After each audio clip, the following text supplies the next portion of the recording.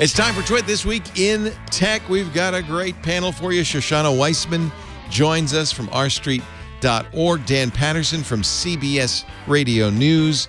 Jason Snell from Six Colors and Mac Break Weekly. We will talk about the quarterly results for not just Apple, but all the big tech companies and what it means for the future. Yes, as Apple's Luca Maestri said, there was a cocktail of headwinds. We'll also talk about the CHIPS Act, $52 billion to chip companies to build fabs in the U.S., but is it a good idea? And why big tech is making a big play for live sports. It's all coming up next on Twit. Podcasts you love. From people you trust. This is Twit.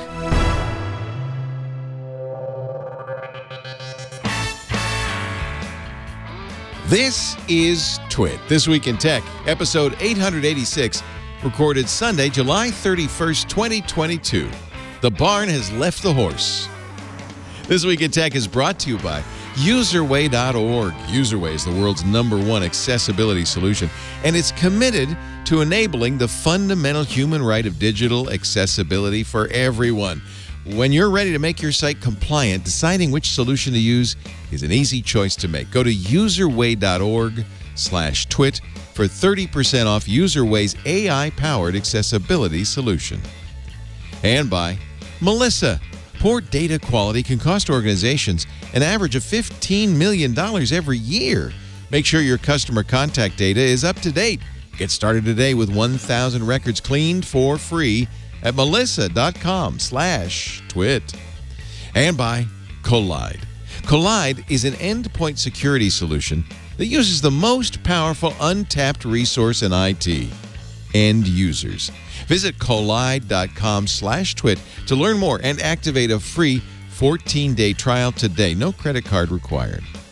And by the new and recently updated TriCaster 2 Elite by NewTek, the most complete live production system on the planet. There's a TriCaster for every production, including yours. Go to go.newtek.com/twit-tv, where an interactive guide will advise you on which TriCaster is right for you.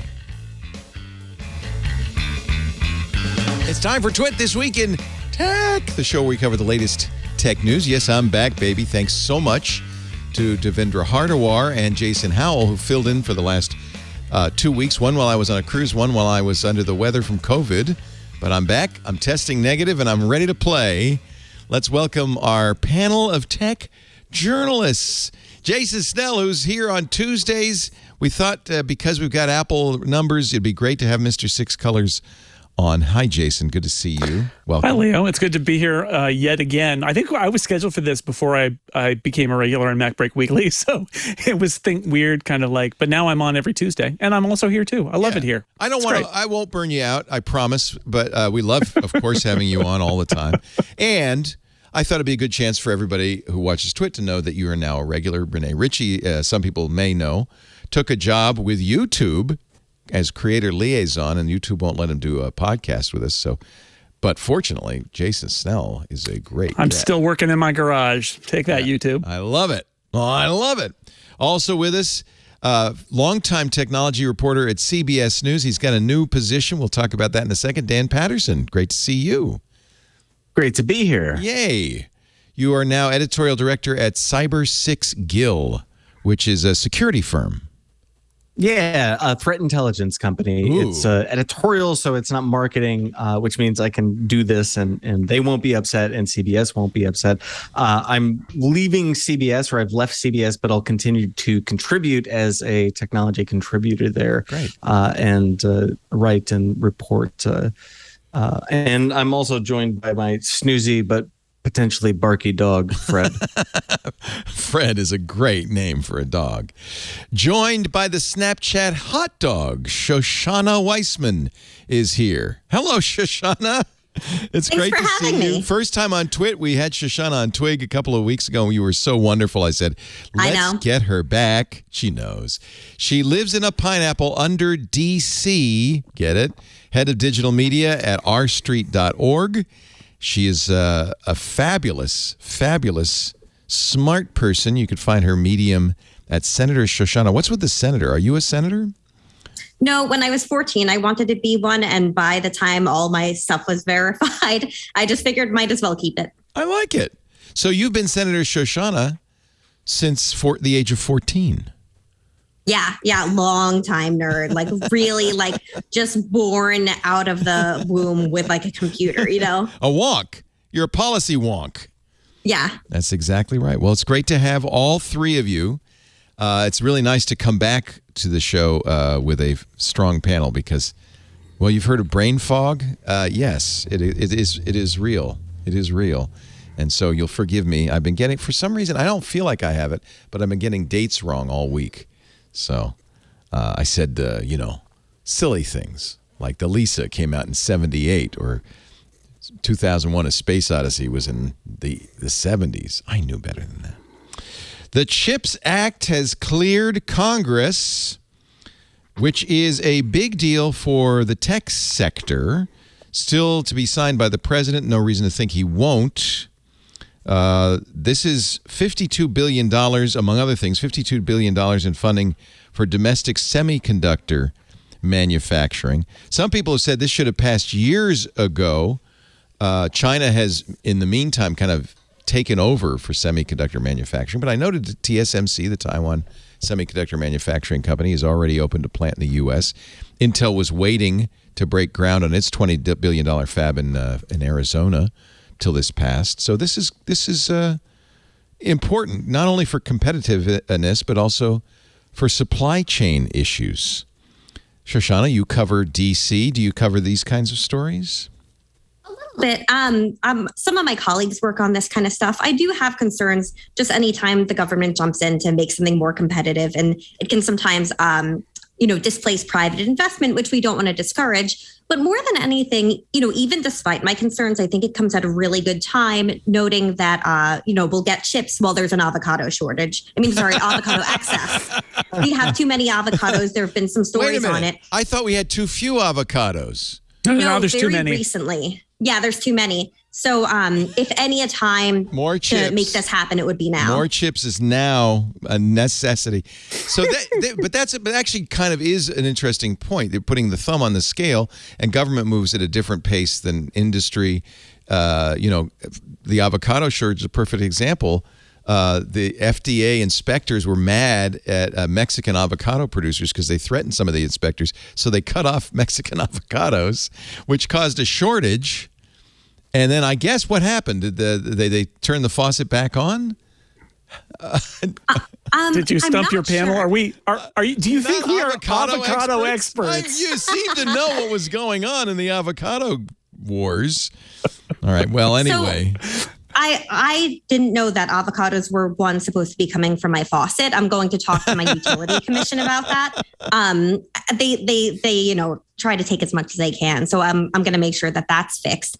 But yeah, I do worry about government putting its thumb on the scale sometimes. Yeah. And I know that's my libertarian bent, but it's genuine. It's from a place of when we didn't allow baby formula from abroad, and then our few corporations producing it we're having trouble. And then the FDA is like, oh, well, we can wait. Oops, maybe we should approve these ones that are totally fine and just have different labeling. So I'm always thinking about it in that perspective. Appropriately. But at the same time, and we always have this debate, especially within the technology sector and government. On the one hand, I don't really want the technology sector to regulate itself. But on the other hand, is government the right way to do it? But I don't know what other solution we have, right? This is a really weird scenario, too, because what we're talking about, and this was obviously this passed with some support from both parties. It's this strange combination of, on the one hand, it is the government giving money to Intel and I think to TSMC for some American fabs. And that is handing money to a for-profit corporation just right out of the government, and that has those echoes of like Airbus getting European subsidies and Boeing crying foul and all of that. At the same time, though, there's this perception that China itself is funding all of its chip gains in China, which is dangerous. Some view because of not only China's increased prowess, but the fact that Taiwan Semiconductor is basically number one in this space right now. And if you eliminate the need for Taiwan Semiconductor to be number one, you're also actually eliminating potentially one of the things that keeps China from invading Taiwan. So there's geopolitics stuff going on here too. And I feel like maybe in this case, what brought the Republicans over to the CHIPS Act was a little bit more of the geopolitics of we need to have American chip fabs and not just have everything be in Taiwan and China, rather than the kind of corporate welfare aspect of it. Because it is that, but it's also this other thing. Yeah. Yeah, and I think it was, and I'm sorry to interrupt you, Jason, but I think, to that point, I think, and it might be in this Verge story, actually, I think it was criticized by Bernie Sanders for being what he called a blank check. So a giveaway to some of these very large companies. Yeah, he said that exactly. Yeah. And these companies are massively profitable, as we're going to discuss momentarily. It's funny when you get Bernie Sanders on one side and conservatives on the other side agreeing on something. I don't know. I don't know what to think. That's a win for Biden. Yes, I guess Bernie does not look happy here. He's very, very unhappy about this. And I agree that giving. Bernie says $76 billion to one of the most profitable sectors in the country.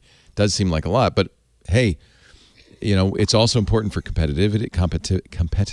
It's also important, as you point out, Jason, for geopolitical issues. So I don't know. I think the truth is that I think fabs have not been, there's a reason that the fabs aren't built in the US anymore, right? And there is a reason for that. And so what they're trying to do here is provide this extra incentive to say, no, we really want there to be fabs in the US. And if you're not going to build them of your own free will, what if we sweeten the pot a little bit? And I get that from a strategic standpoint, but it does always make you do a double take because, as Shoshana said, it's the government intervening in a market and basically distorting the market by saying, we will write you a check for no reason other than that we want you to build your fab here instead of in another country. Yeah. I think we can all agree, though, billions to this is good, billions to the National Science Foundation for semiconductor manufacturing research. This is, in a way, this has been because of Apple investing so much for iPhone production with TSMC and Foxconn, and they're getting the benefit because they're taking that money. TSMC has done that to really improve their processes to get down to 5 and 3 nanometer processes, thanks to this big influx of money from Apple computers so that they can build chips for the iPhone. I think maybe this is a fair place to put money, NSF for semiconductor research, because we do need to maintain competitiveness. So I think that one is probably nonpartisan. It's funny, too, because you think about how Intel has just badly misplayed everything the last decade. Well, yeah. And they continue to do so. And although they're making some changes, why did Apple go to TSMC? Well, one of the reasons is that Intel for a long time had the policy that they weren't going to make any chips that they didn't themselves design. And then they kind of blew the design. And as a result, they fell behind TSMC. So I agree. It's great to see some investment in pure research, because that's one way that you end up with people in the United States who are on the forefront of chip technology, and that leads to them going into industry. And that's a more of a kind of fertilization approach to this, rather than writing a big check so that Intel builds a fab in Phoenix. Meanwhile, Intel's quarterly results not very good. This was a big quarterly results week for all of the tech companies. Intel announced that revenue declined 22% year over year. Revenue missed the market consensus by 14%. So that's why the stock market punished them. I always have to explain. We don't care about how the stock market feels about this. What we care about is how this indicates how these businesses are doing.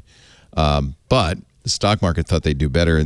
Intel shares went down 10% when they came out with these results.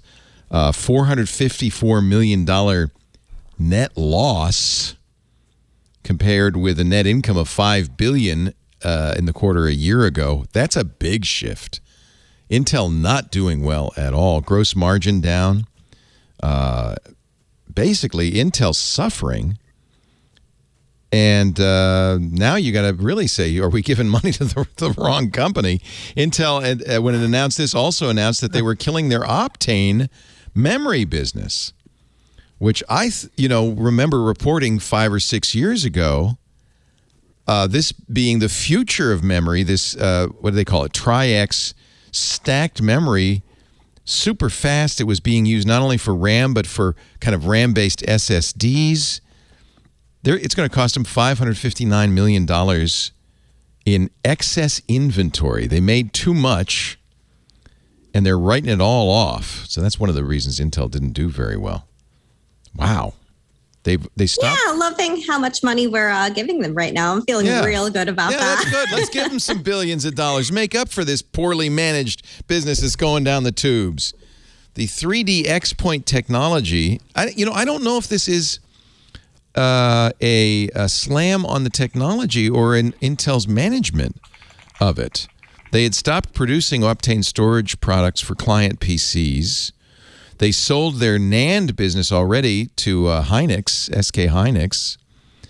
I've offline chatted with Alan Malventano, who is our SSD expert, ended up leaving PC Perspective and going to work for Intel about this. And he says, it'd be a little bit politically difficult for me to come on and talk about it, but at some point we will get Alan on to explain. Is it a problem with 3D XPoint technology itself?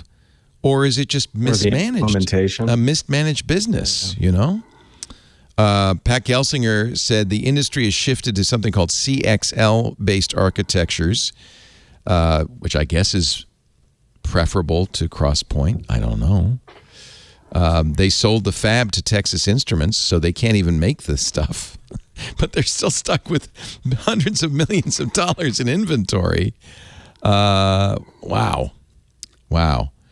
And weirdly, Tom's Hardware is pointing this out. Last week, we saw initial tests of their next generation Optane memory modules, their DDR5 modules, Crow's Pass. They will not now debut, even though we saw the results last week. So $559 million down the tubes with Optane. Shall we do better stories, happier stories? Apple's quarter was a little bit better. There's this guy named Jason Snell does these beautiful color graphs. Whoops. What happened? There we go. Does these beautiful color graphs. $83 billion in revenue. But it was a record third quarter for them, and yet everybody's sort of like breathing a sigh of relief that it wasn't a bigger downer. Yeah, and this is one where services shrank, right? Services down, iPad down, Mac sales down 10%, iPad sales down 2%, iPhone up 3%. Services were up 13%, but not as much as historically they'd been up. That's one of the weird things about tech is you can have growth, but if it's not fast enough, that's bad. Yeah, because services actually did still grow by 10+%, but it was down sequentially, and that hasn't happened in 2 years. Some of this is supply chain based, right? Like the Mac has had a record run, and it went down this quarter a lot. Yeah. But when you ask Tim Cook, and they do a call with analysts after they do the results, what Tim Cook says is it's entirely based on a lack of supply, that they assemble most Macs in Shanghai, and there were Shanghai COVID shutdowns during the quarter and just before the quarter started. That meant that they basically couldn't make enough Macs. And if you tried to buy a Mac in the last 3 months, you know this because they were really hard to get. Certain models were very hard to get. So some of it, that's not the worst problem to have. Say, oh yeah, people really wanted to buy our stuff, but we didn't have enough for them, is better than nobody wanting your stuff. And of course, Wall Street was relieved that the iPhone sales were okay because the iPhone is half of Apple's business at least, and in most quarters, and that it was not down. They were, because I think the stock market's been so rough lately, especially in the tech sector. I think all the analysts were really relieved that Apple did okay. And again, okay for Apple it was still a record third quarter for them. Okay, for Apple is pretty great for just about anybody else, but there were some of these signs, and they said in their talk with analysts afterward that in certain areas they definitely felt like there were macroeconomic issues that were hitting their products. Not on the iPhone. They said literally, if you looked at the iPhone, you would never imagine there were any macroeconomic issues. But in wearables, of all things, it seems like they felt like there were people who are like, yeah, I'm not going to buy an Apple Watch, or I'm not going to buy AirPods. And so they took a hit there. But, it's generally... I would say it's a good quarter, at least by Apple standards, maybe not a shooting off into the stratosphere quarter, but the third quarter is never really one of their best. And they did okay, and they had all those supply constraints. And, it was a little less than $4 billion they figured that they left on the table because they couldn't sell product because they couldn't make it fast enough. So it's a weird time for them. But again, I always get the sense from the Apple executives that they're a little bit embarrassed to be making so much money and doing so well when things are so volatile. And I also, one other note I wanted to mention, which is foreign exchange. We don't think about this a lot, or if you're an American, you may know the dollar is strong right now, or if you go to Europe right now, it's kind of 1-to-1 with the euro, which is great if you're a tourist. It's really bad if you're Apple, because Apple's based here. Those foreign exchange rates mean that they can see $4-5 billion less in a quarter just based on foreign exchange. And although they do currency hedging and stuff to try and balance it out, there's only so much they can do. So the line of the week was from the CFO of Apple, Luca Maestri, who said they faced a cocktail of headwinds, which is quite a mixed metaphor, but he's not wrong. I love that phrase, a cocktail of headwinds. So you named them, supply chain. So demand exceeded supply. They couldn't make enough. They could have sold more if they could only have made them. Recession, hurting customers, so they didn't want to buy Apple Watches. Their entire business in Russia is gone, so that's a headwind because you're comparing it to last year. Yeah. Exchange rate unfavorable. That's a headwind. That cocktail of them. Don't drink the headwind cocktail, by the way. It doesn't sound very pleasant. Don't recommend. It's just going to make you sad. Although it's Apple, it may make you very rich, though. It didn't make the stock market sad. I think at one point they were up 8%. I mean, yeah. I think it's relief. I think they were really worried that Apple was going to take a tumble like the other tech stocks. And again, like for Apple, it's a little sluggish. But again, Apple's sluggish is not anyone else's sluggish. Yeah. It's not Meta sluggish. Oh, Meta. Oh, baby. Meta not happy right now. I'll get to the Meta story in a little bit because Mark Zuckerberg is bracing people. He had a all hands meeting last month in which he said, "Get ready for an intense period." But we'll get to them. They didn't announce any results this week, did they? I don't think so. So let's go through the other results. Microsoft had a fairly good quarter. Their revenue $51.9 billion. That's up 12%. Operating income $20.5 billion. That's up 8%. Net income $16.7. You make 60. You make in 3 months, in 12 weeks, you make $16.7 billion. I think it's a good day. I think it's a day to celebrate. Some things were not up. Xbox gaming was down. I think Azure and cloud was up. Microsoft muddies the waters a little bit in their quarterly reports because they mix up all these businesses into these weird kind of categories. Office commercial products and cloud services. That's a category, but that was up 9%. Office consumer products and cloud services up 9%. LinkedIn revenue up 26%. So a good quarter for Microsoft. OEM revenue on Windows down a little bit. That's because the PC market suffered from supply chain issues, just like the Mac market. Xbox down 6%. Now, the big story, I think, across the board is search and news advertising revenue. Google got hit. Microsoft got hit. Revenue excluding traffic acquisition costs, which is a big exclude, up 18%. Surface revenue up 10%. So a good quarter for Microsoft. It's kind of a mixed bag all around. Amazon jumped on earnings. They beat the revenue and have a rosy guidance for the third quarter. Is there a thread to all of this, Dan Patterson? Is there anything you can conclude from this kind of mixed bag of quarterly results from big tech? That's hard. On the one hand, this could be related to an economic downturn and a recession and these macroeconomic forces. On the other hand, when I talk to people inside of tech firms, it's just anecdotal. I'm trying to get a sense, barometer, a sense of how people at these companies think and feel. And there is kind of this sense that we have turned a corner and we're perhaps in a new paradigm or a new relationship with large technology firms where they have kind of saturated the market. And each of these companies, while they're undergoing different challenges, they are all kind of facing the same existential reflection, and they are pulling back. They're changing or altering their business and looking for new markets. So it's hard to answer your question, Leah, because I don't know, but I think that there is a sense within technology that things are changing, and it might not simply be related to the recession and other factors. Maybe looking towards software companies or content companies as opposed to big tech companies. Comcast, for instance, which had an overall good quarter, had to report that they had zero growth in internet subscribers and zero growth in Peacock, their premium streaming platform.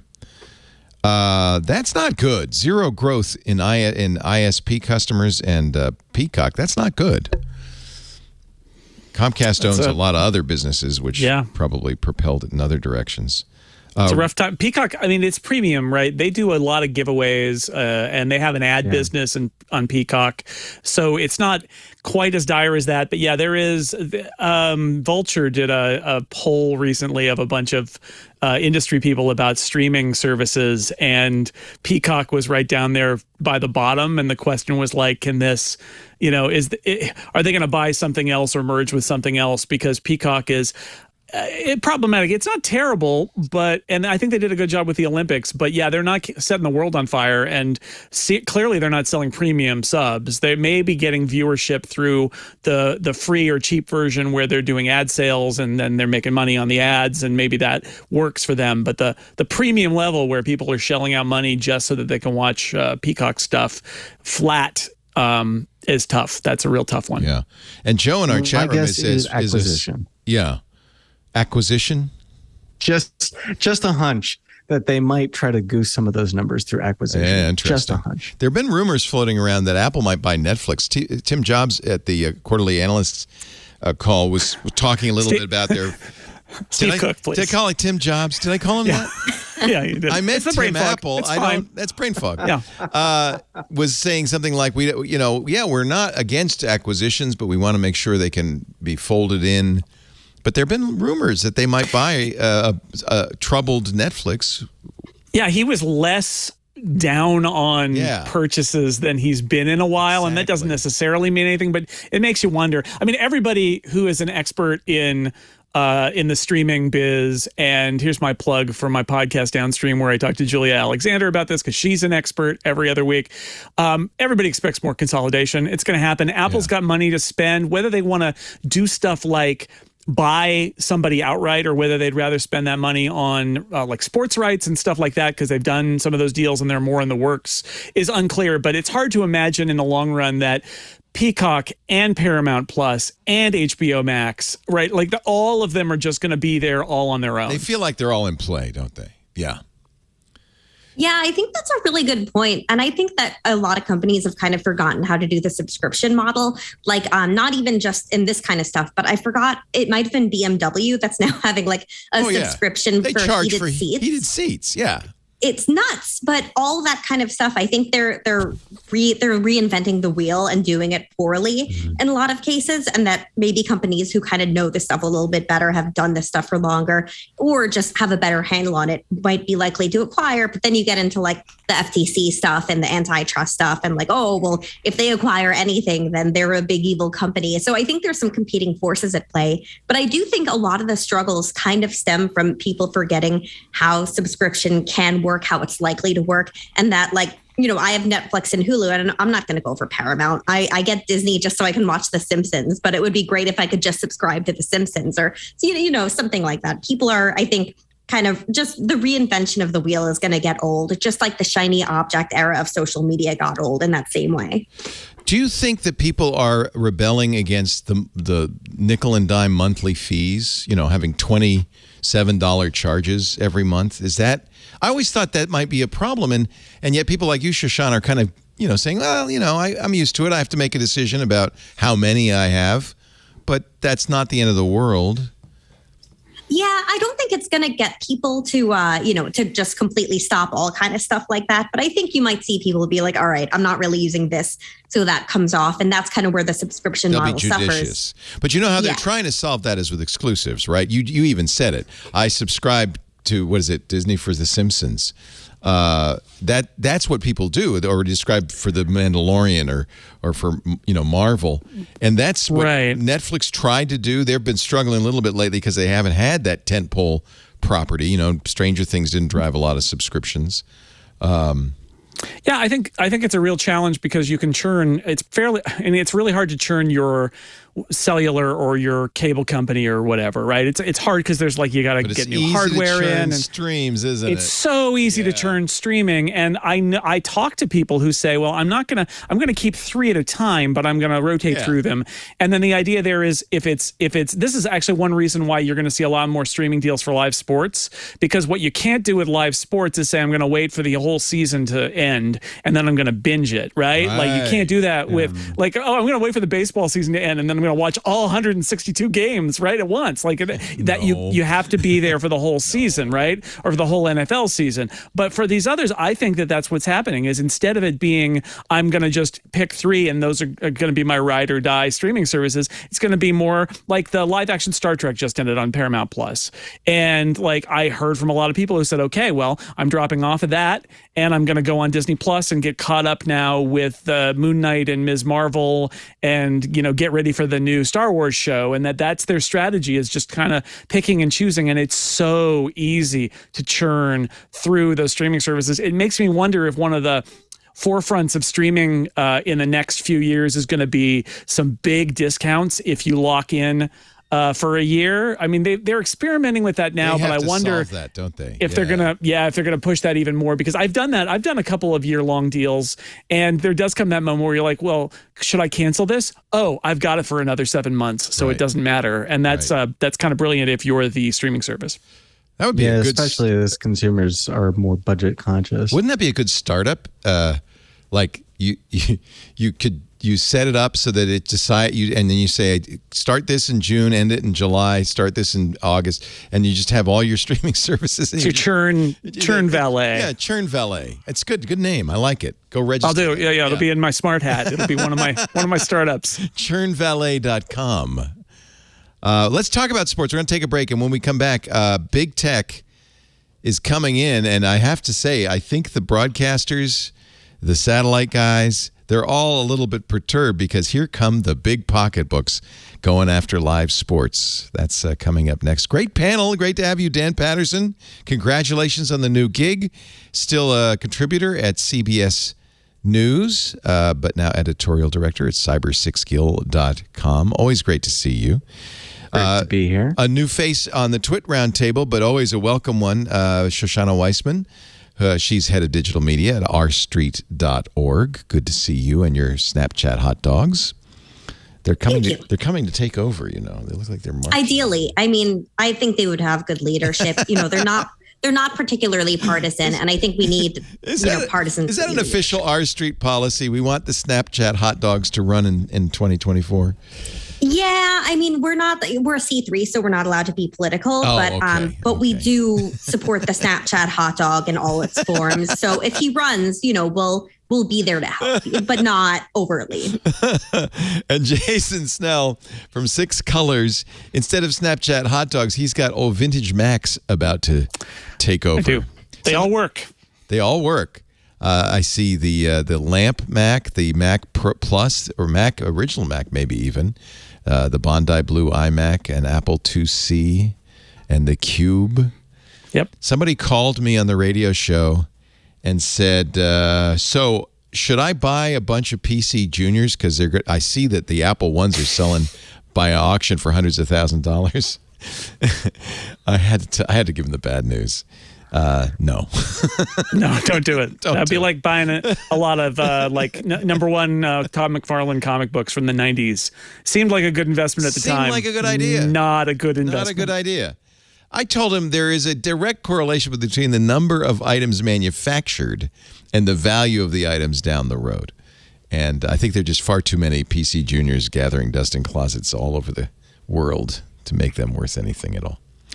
Our show, thank you, all three of you, for being here. It's great to have you on my return.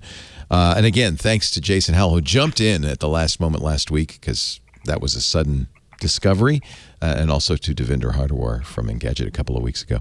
Our show today brought to you by userway.org. Userway.org. I'm talking about making your website ADA compliant, accessible. Not only is it the right thing to do, because you're opening up your website to a much larger group, 60 million plus people, you have a responsibility to make your site accessible. It's a public entity, so you got to make it accessible. And with UserWay, it's easy. That was my biggest concern was, I can't afford it or it's going to be too hard. No, UserWay is really affordable and it's really easy. And incredible, it's AI-powered. It tirelessly enforces all the accessibility guidelines, the WCAG guidelines. And I love this, so do our engineers. It's one line of JavaScript. That's it. Because UserWay is so good, it's used by more than 1 million websites, including the big guys, Coca-Cola, Disney, eBay. These are companies that really have to be accessible, and UserWay can do that. As you get bigger, they scale with you. If they can handle Disney, absolutely, they can handle you. They make best-in-class, enterprise-level accessibility tools available to you, your small or medium-sized business. And then as you scale, you need UserWay, and you're ready. It just makes business sense. Some of the biggest problems, nav menus, very difficult. So the way this works, if you're blind or you're using accessibility tools, there is what they call an accessibility layer. That's what the screen reader sees. So really what UserWay does is make sure that all the information available to the front page to the sighted user is available to the browser in the accessibility layer. It changes colors. Now, you've got your Pantone color for your business. Of course, we do too. It doesn't change that, but it adjusts hue and luminance so it's easier for people with vision issues to read. So UserWay will generate alt tags. That's one of the reasons it needs AI. It can actually see the picture and generate an alt tag that matches the picture automatically. You can go in if you want. You can modify it, of course.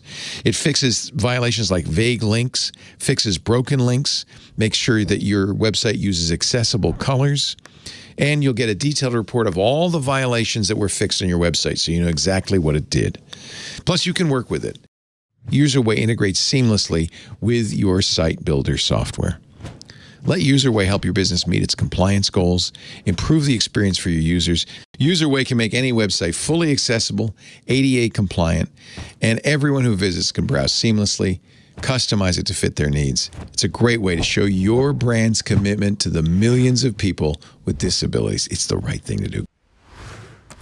UserWay can make any website fully accessible and ADA compliant. With UserWay, everyone who visits your site can browse seamlessly and customize it to fit their needs. It's also a great way to showcase your brand's commitment to millions of people with disabilities. That's why we use UserWay at twit.tv. If you go down in the page on the lower right, you'll see the Vitruvian Man, the universal accessibility logo. Click that. You'll see all the things you can do just with one line of JavaScript. Go to userway.org/twit. Get 30% off UserWay's AI-powered accessibility solution. You can book a short call, get their accessibility guide. They're there for you. UserWay, making the internet accessible for everyone. Visit userway.org/twit today. We thank them so much for their support and for their help making our site more accessible. Big Tech, New York Times said, why Big Tech is making a big play for live sports. So the NFL Sunday Ticket was the first one to come up. This is, okay, you sport ball fans have to help me here. This is, I gotcha. This is the games that aren't in your market. Is that right? Yeah. It's a package that DirecTV has had for a long time, and they pay a lot of money for it, basically to drive people to get a satellite dish on their roof, because it's the only way that you could get out of market NFL games. So if it's your local team on a local channel, then you can't see it. And if it's a national game, it's not on there. But it's every other game. So if you're a Packers fan and they're playing, the Buccaneers on a Sunday morning and you live in California, how do you see that game? And the answer is NFL Sunday Ticket. So they use that to drive huge amounts of DirecTV installations, which was a really smart move for a long time. DirecTV spent $1.5 billion for it, but they've been losing money on it big time. It is not. It is not good. So they're not going to renew it. It's up next year, and NFL says they want $2.5 billion. They want $1 billion more this time. Yeah, it never really made sense from a direct financial perspective. It made sense in the idea that they were doing customer acquisition, and I think that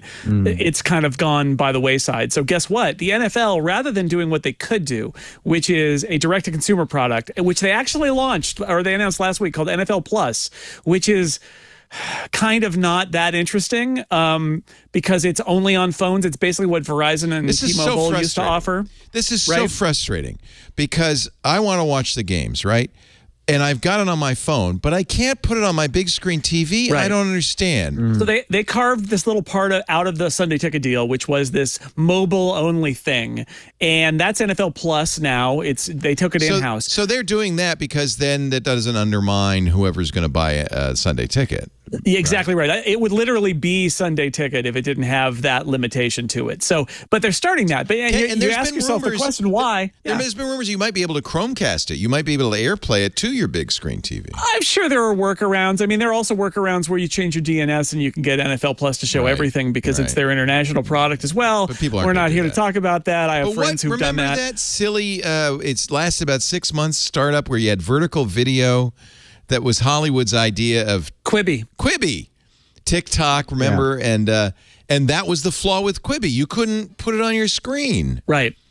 Whereas the NFL thinks that putting it on your screen for a whole football game is probably what you want to do. This is how I want to watch a football game, just like this. Just like phone. that. Just like you're there. That's so nutty. Right. I love here's the thing, so much. You do? Do you like? I get such a kick out of it. It's the same reason I like the Snapchat hot dog. It doesn't make any sense. Like it's like this is their main thing, and it doesn't make sense. But it makes sense. It's greed. It's money. That's what because here's the thing. They could make NFL Plus the replacement for Sunday Ticket and sell direct, and they would get the money from their customers directly, which is actually pretty good, more right? money. So why don't they? The answer is because somebody will pay them more than it's worth because of extenuating circumstances, because they want to build out something else. Like DirecTV So DirecTV did it. So who's up next? Well, it's Apple and Amazon, because they are making video ecosystem plays that don't have to make direct financial sense because they want to get people to use Apple TV Plus or use Prime Video. According to the New York Times, add one more to the mix. Who else is as big as Apple and Amazon and has other reasons they might want? YouTube. Sure. Apparently YouTube now is going to be the third party trying to buy these $2.5 billion rights to the NFL Sunday Ticket. And by the way, Apple's already started to buy. They have Major League Soccer. They have Friday Night Baseball. Apple sees this, and is it what you were saying? Because you obviously cover this, and they're rumored to do TV, college football too. You got if you're going to watch live sports, you got to have that package. There's no other way to do it. Yeah, if you're a fan of anything that is on a particular service, you're going to be motivated to get that service, and that has value beyond the monetary value. Like if you're Apple, and why do you get Friday Night Baseball, or why do you get the MLS? One of the reasons is maybe people will convert and they'll pay. They're still giving away Friday Night Baseball. They're not even charging for it yet. But what you are doing is increasing the number of people who know how to get Apple TV Plus onto their TV. And once you do that, the next step is you try to convince them to, you're in the ecosystem now. You convince them to watch Ted Lasso, or you convince them to watch Severance, or whatever it is, right? So they've got this ulterior kind of ecosystem motive. Amazon is similar. YouTube would be similar. And for the NFL, you're like, well, we could build this great direct-to-consumer business, and it would make sense in the long run. And I think in the long run, they will do it. But it's very hard to say no if somebody's going to give you an extra $1 billion to be the middleman, right? It's like, okay, great, let's do it. And so that's what's going on now. I mentioned college football. All the college football rights are churning around right now too. A bunch of them are coming up. And although ESPN and Fox are the big players there, that's another case where there are these ecosystem companies, especially like Apple and Amazon, who are interested in being a part of that. Because again, live sports is something that you can't cycle through and then binge in a hurry. You got to keep paying over the course of months and months and months. See, and by the way, Amazon's got the NFL now too on Thursday nights. Right. So it's an exclusive for the first time. Did that go through? Oh yeah, it is. It's exclusive. It's going to have Al Michaels. They hired Al Michaels. They got Al to be Michaels. On it. Part of the problem was finding a partner for Al Michaels that he would want to broadcast with. Right. Who did they find? Did they finally? I forget. It's no lightweight. I mean, it's an impressive. They spent a lot of money on announcers. Tony Romo or somebody like that. Yeah. Because they want to be taken seriously. And so this is the next bad? money Does grab. this mean I have to stream Thursday night football? I can't watch it on. Actually, the NFL is the best at this of anybody because they have a standing policy that if it's your local team, it has to be on broadcast TV in your local market. So if you're a 49er fan and the game's on Amazon on Thursday, it'll be on one of the local channels in San Francisco.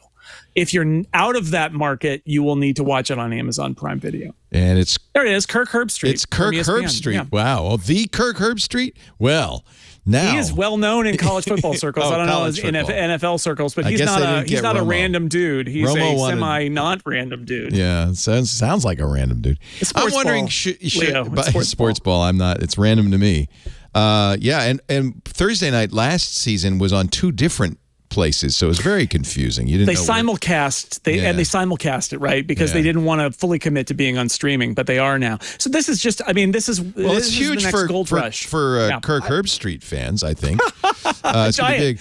And I have to say, Shoshana, if Nathan's decided to stream the hot dog eating contest, I think you might want to. Those rights are coming up. Get those rights. A lot of speculation about would you have to sign up for us? I think ESPN's going to lock down the hot dog. I'm sorry, Shoshana. I wonder how sports bars handle this. In New York City, this is like pirated, right? Yeah, it's there's a big deal. Pay-per-view, right? What I have heard, the reports are actually that they are separating because right now it's Sunday Ticket branded for all of it, and it's DirecTV as the facilitator. You pay DirecTV almost $300 a season for that. It's expensive. The reports are that for bars and restaurants and other places like that, they're separating that package because they know that the last thing that a bar does not have enough internet to stream 8 different games at once, right? It doesn't. So there will be kind of other mechanism. I wonder, like, you have to be IT people at your bar to manage these streams, and do you have to? That's kind of the question my mind goes to, and it's huge business. Shoshana, so my guess is that probably still will stay on a satellite, but it'll be like you'll get the box from the NFL that decrypts multiple streams and puts them on TVs. And Apple, you won't have to hook up 8 Apple TVs to watch football in a bar. Oh my God, yeah. Let's hope. Shoshana, I don't want to leave you out. What's your sport? Yeah, I don't do sports. I just don't sports. But I will say there's 2 little things I have for this. And one is that like years ago, I think it was the NFL cracked down on people sharing GIFs of their stuff. Like, isn't that absurd? Yeah. Right. And I don't think they know how benefits for them work. Like it's no one's like, oh, here's the GIF, I'm going to just not watch the game now. Right. I've seen the GIF. What do I need that for? Yeah, right. Right. And I don't trust them not to mismanage it because of this. I feel like they're really bad at seeing the forest through the trees. And also one thing that I kind of don't understand just as a nerd who's not a sports person, I watch Turner Classic Movies a lot. Me and too. I love TCM. Yes. But you have to buy it with a sports package now. And I'm like, well, why would you need extra incentive to buy sports? That does seem mutually exclusive. Exclusive audiences. Comcast cash grab is what that is. Yeah. That's the cash grab. grab. TCM. They own Turner. Oh, they bought all of that with Warner. No, right? but what they did is they put it on the same tier as their sports stuff as the entertainment package or something like that. And the idea there is basically they're forcing people who like TCM to give them an extra, I don't know what it is, $5 a month by putting it in a plan. And all my movie fan friends who don't like sports so are like, annoying. What? So annoying. Shoshana, I think the NFL were visionaries. Because what are they doing now? Officially licensed NFL video NFTs. Oh my gosh. Like, I don't know. I know Web3 has its uses, but a lot of times I feel like this just feels like a scam to me. Like, this just feels like a scam to me. It is. They looked at the NBA and they said, look at all the money the NBA made on their NFTs. $65,000 if you want to get a legendary moment. That's, okay, Patrick Mahomes. Wait a minute. Legendary number 56 is $9,000 is the lowest ask. This is cray-cray. Now, people who buy this are not because they're big Mahomes fans. They buy this because they think it's $9,000 now, but it's going to be $20,000 soon, right? And this is speculation. Do you think they brag to their friends that they have this? Like, do you think that the people who buy this are like, oh, bro, like, check out what I just got? And like, also, do you think anyone's impressed by it? Like, I'm wondering if this is like nobody a is social impressed. status thing. Nobody is. Don't go in a bar and say, PC Juniors? Yeah. Oh, God. This is like the PC Juniors and those Todd McFarlane Spider-Man #1s. It's speculation. By the time everybody's speculating, it's over. The NBA is selling it like baseball cards, right? In fact, they have, here's the Top Shot starter pack. Get your first NBA and WNBA digital collectibles. So you buy the pack like bubblegum cards, but you don't get bubblegum. You don't even get cards. You get a link. You get NFTs. MLB.candy.com is the baseball version of that. They all are doing it now. Unbelievable. When we just passed on this story, we're like, it just feels like a scam. The rage. I've never seen such unprofessional rage from their PR team. Oh, so the NBA contacted you at CBS? No, the NBA Top Shots, the NFT company. Oh, and we passed on it. I mean, it was like, but it's the NBA, isn't it? I mean, they're not. Are they the company? Top yeah, Shots they're all partners. Yeah, with an NFT company. Yeah, it's like the NFL saying, "Well, we'll give you $1 billion to be the middleman." It's also like all these sports have said, "Oh, there's some tech startup that's going to give us a lot of money to license this stuff and do their NFT thing." All right, give us the money. Right, that's all they really care about. Do you think like in 5 years NFTs will be like Beanie Babies that will like just look back in that and say, "What was going on? What were we smoking?" Yeah, I think we'll care a lot more about those Todd McFarlane #1s that Jason keeps talking about. For sure. And the PC Junior. I mean, look, we could talk about this all day and all night, but I mean, there is the line go up principle here. And really with NFTs and particularly crypto, as we all, well, I don't know if we all know this, but I mean, in order for you to get any value out, somebody else has to put cash in. That is fundamentally the way these products work. They're not technologies. The blockchain is a technology, but NFTs and cryptocurrency and play to earn games, those are products. And in order for any of these engines to work, money has to go in. So for money to come out, money has to go in. And I mean, like, you can call it a Ponzi, you can call it a pyramid, call it what you want. In order for this to function, somebody has to lose. For you to win, it's so anyway, I could go on, but like, I will stop. I'd kind of like to hear more about how unprofessional they were to you. That it sounds like you have a fun story there. How dare CBS not cover Top Shots? Don't you know we're the future? Yeah, a little bit. I mean, there is a particular posture that a number of crypto zealots adopt, and they chose to adopt this posture, which is to be enticing and warm and try to get you to cover something. And when you pass, most other PR agencies know, okay, yeah, you're super busy, you got stuff going on, don't worry, we'll talk the next time we have a story. That's just the way it functions. and their posture was to get very they used swear words, and they tried to go over my head to my editor, who was also like very eye rolling. They tried to go to a different department and to get a story on the air. And I mean, they like, look, it's a small company. We all talk to each other, and we generally have a similar editorial policy. And when you start behaving like that, word goes out. And we might have covered them a couple months later, but through a different PR agency.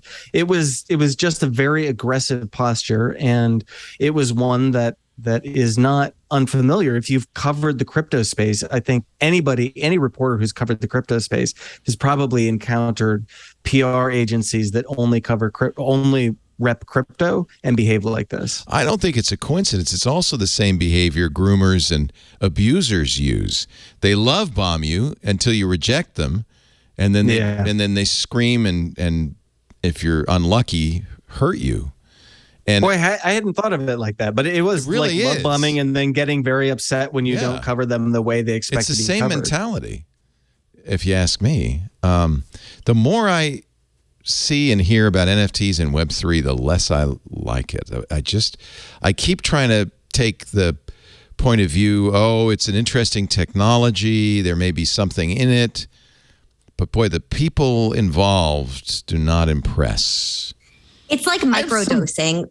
Like, I think microdosing is a thing that can have its uses that I'm sure, like, for certain people works well, like in a medical setting. But anyone who microdoses or talks about it, like, just completely makes it illegitimate. Ironically, one of my good friends who is a microdoser has lately been talking a lot about Web3 and NFTs. So you may not be far off.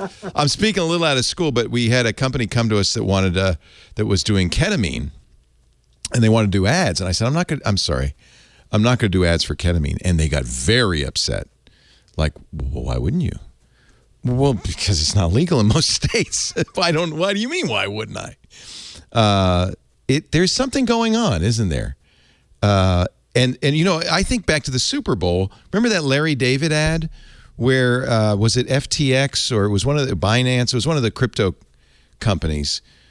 And the whole idea was Larry David is this boomer, somebody my age, who just doesn't get it.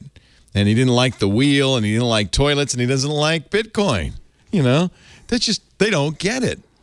And I find that kind of offensive because I think I do get it. And that's the problem. I do get it. It's pretty manipulative. It is. It feels very manipulative.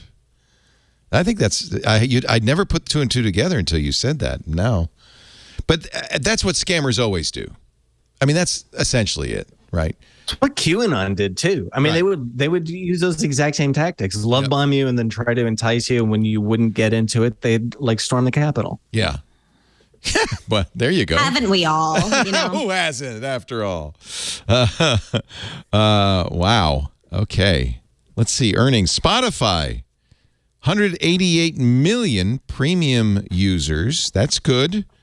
Losing $197 million in the quarter. That's bad. Overall, it is tough to. Spotify's number one. I assume. Oh yeah. And for sure. And competes, by far. but it competes with Apple, and this is one of those examples of competing with a tech giant who's got an ecosystem play. When you are a company dedicated to that thing, it's tough, right? Like, because Spotify has to compete with Apple, and Apple doesn't have to compete with Spotify. Apple can lose money. Apple could lose money like Spotify loses money until the sun blacks out, and it would be fine, right? Like it could just keep doing that.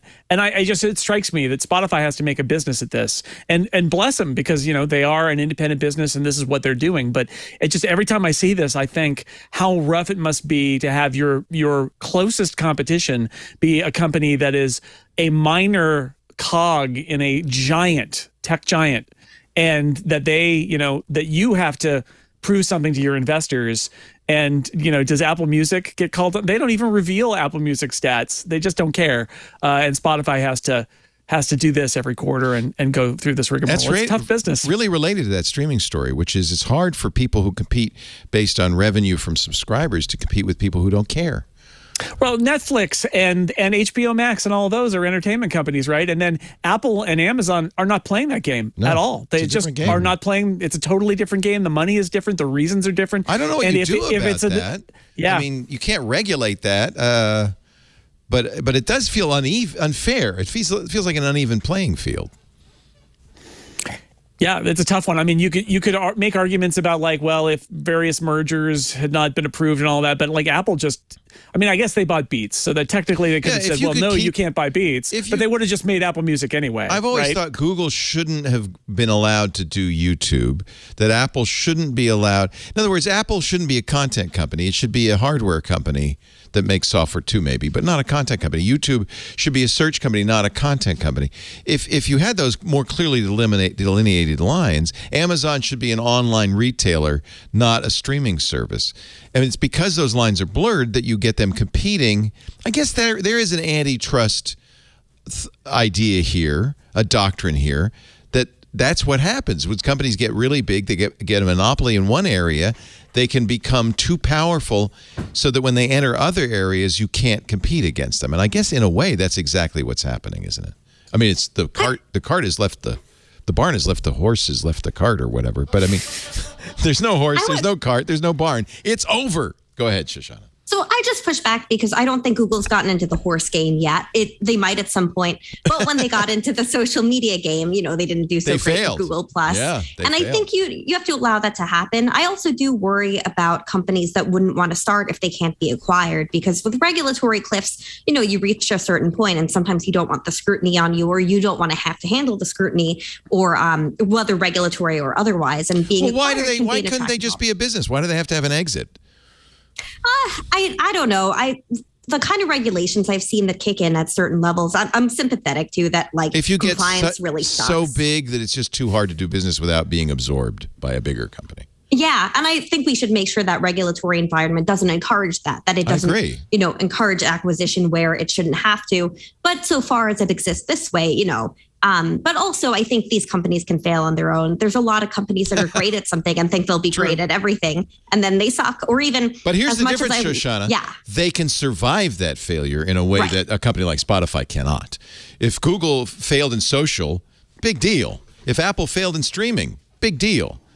But if Spotify fails in streaming, or Meta fails in social, that is a big deal. So. Oh yeah, but Meta's kind of one of these big guys. So maybe Meta can fail at video, peer-to-peer video. Maybe they fail at that and keep social okay, but their social's not doing so great. No. So then if they fail at that, that's a bigger thing. So they all kind of have their bread and butter that they have to keep, Is it important that Spotify exists, that it succeed? Isn't it?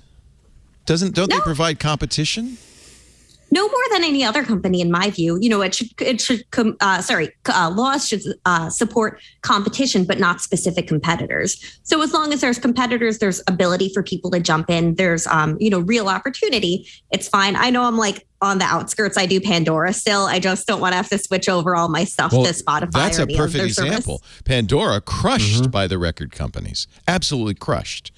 Spotify was about to be crushed by the record companies because they only can make money if the record companies allow it. And the record companies, have a little tiny, teeny faucet that they turn on, a little drip at a time. But at any point, they could say, yeah, we're going to charge you 15 cents a stream. Bye-bye. So what did Spotify do? As any sensible company did, they invested heavily in podcasts and audiobooks and stuff that the record companies don't control. That hasn't kicked in yet. So Spotify is, I think, very vulnerable. I mean, the fact that they have 433 million users, 180 million subscribers, and they're still losing $197 million a quarter, that tells you something. When their investors lose faith, then somebody will buy them out, right? So that's really the death sentence for Spotify would be they get bought out because they their business is falling apart and their investors are trying to exit. They're headed for the exits. And I brought them up and their competition just to say, I don't love Daniel Ek at Spotify. He said a bunch of stuff that I think is questionable and self-serving and makes him look like a champion when he's really not. But enemy of podcasts, to be honest. Yeah, for sure. But I will say this about Spotify, which is I admire that Spotify has gone it alone against tech giants, because everybody's got their own music service. Amazon's got one, Google's got one, and Apple's got one, right? Google's got two, or they did have two. Now they have one again. I don't know. And they're number one. Like, I really admire that. And they've gone their own way. What gives me pause is just I look at these losses and I think, how long can they keep it up? Right. Because I do like that they're the number one and they're independent and not one of the tech giants. Like, good for them. In a fair world, because they've created a better product and they have more users, they should be succeeding. Yes. But they aren't. So that seems unfair in some way to me. They're doing everything right, but because the record companies have a stranglehold on them, they can't succeed. To me, it kind of goes to the IP law, the record companies as well. I'm not as well versed in that part of media law, but if there's issues there, it should be solved so that we can, figure that out. Maybe you need a FRAND style licensing for music. We have that in patents, right? Fair, reasonable patent fees, license fees, so that companies can't strangle other companies with their patents. Maybe we need something like that in music. Maybe, I want artists to get caught. The problem isn't, by the way, artists. The problem is the record companies. As the middleman, they give the artists pennies and they take dollars from Spotify. And who makes all the money? The middleman does. So the record companies have always been the villain in this story. Always. And the publishers. I mean, it's not just the labels, right? I mean, it's the publishers that own the ASCAP, BMI, and CSAC. That's right. Right. So, I mean, that's the labels. Right. I mean, I totally agree with the behavior of the labels, especially over the last 25 years. But they too are in a pinch, and they are fighting for every last cent with the publishers. Right. Publishers, you're right. It's publishers / labels, but probably more publishers than anything else.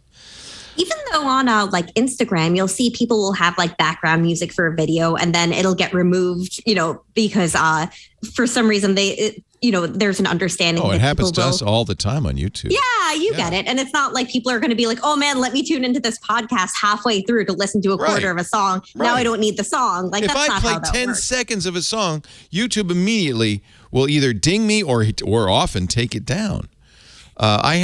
We showed, it was a news story. We're a news organization. It's a fair use. It's covered.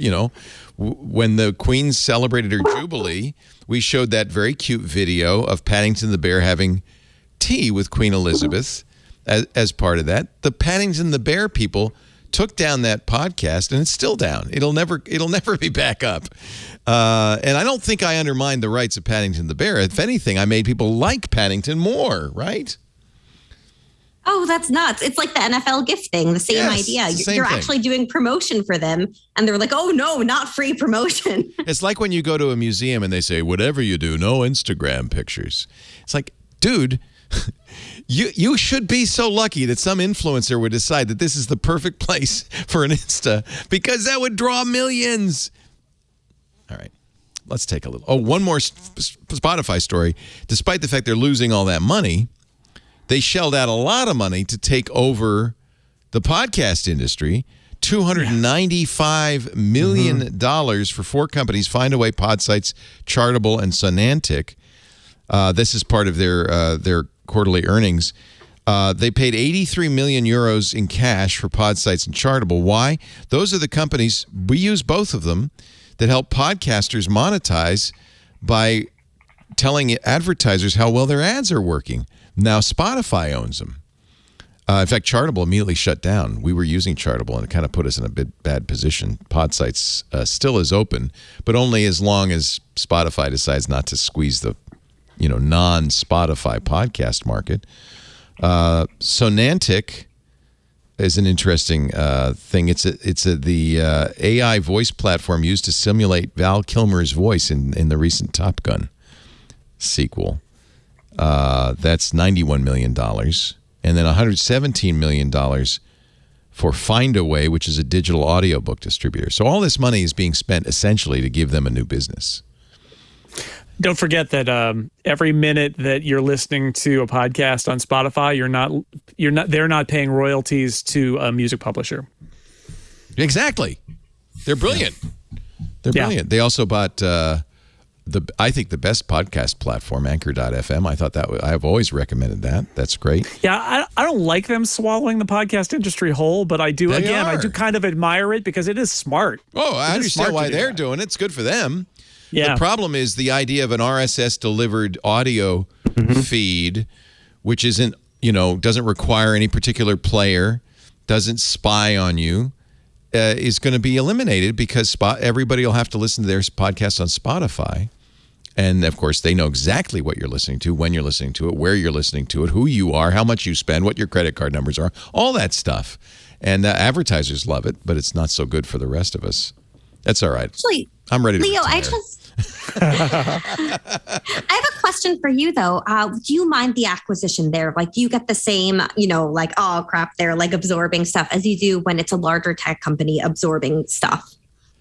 No, I feel the same way. I mean, when Apple started getting a podcast, I was very worried that Apple would do the same thing. It doesn't matter. The size of the company is irrelevant. What's happening, though, is they're attempting, if they can, to shift the way podcasts work. From open standards. Yeah, from an open standard to a closed standard. And the problem is they can draw, if they pull advertisers along with them, they take it happened to blogging, too, right? They take all the air out of the room for open standards, and it means that if you're a podcaster, just like if you're a blogger, you're doing it for fun.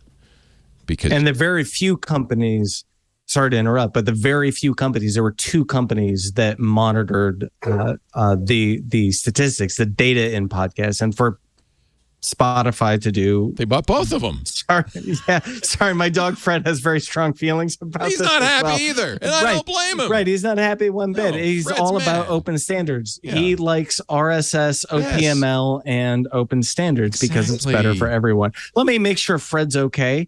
And that's good. I'll take a break while we tend to Fred. Sorry. No, I don't mind. And in fact, I enjoy the barking. It's great. I miss my dog Ozzy, who used to bark during our shows in the old days. Dan Patterson, CBS Radio News, and his brand new his brand new job as editorial director at, what is the name of that again? He's gone. Cyber6skill.com. I can see it on the screen. Shoshana, it's great. Shoshana. Should I say Shoshana? You're fine. It's Shoshana. Shoshana or Shoshana? How do you like it? The chill, the not the ah. Shoshana. My very first girlfriend when I was 3 years old was named Shoshana. Oh, really? That's funny. I was 3, so I called her Shoeshine. I apologize. I know. Not a good name. Where did you grow up? At Providence. She was Armenian. It was Shoshana Danikian, I think was her last name. That's cool. But is Shoshana, is it Hebrew? Is it Armenian? I don't know what it's from. Yeah, it's Hebrew and it just means rose. So like there's a million of me there, a bunch of me in New York, not many of me in DC. But it's great. I get like the share thing in DC. Yeah. Well, my very first girlfriend.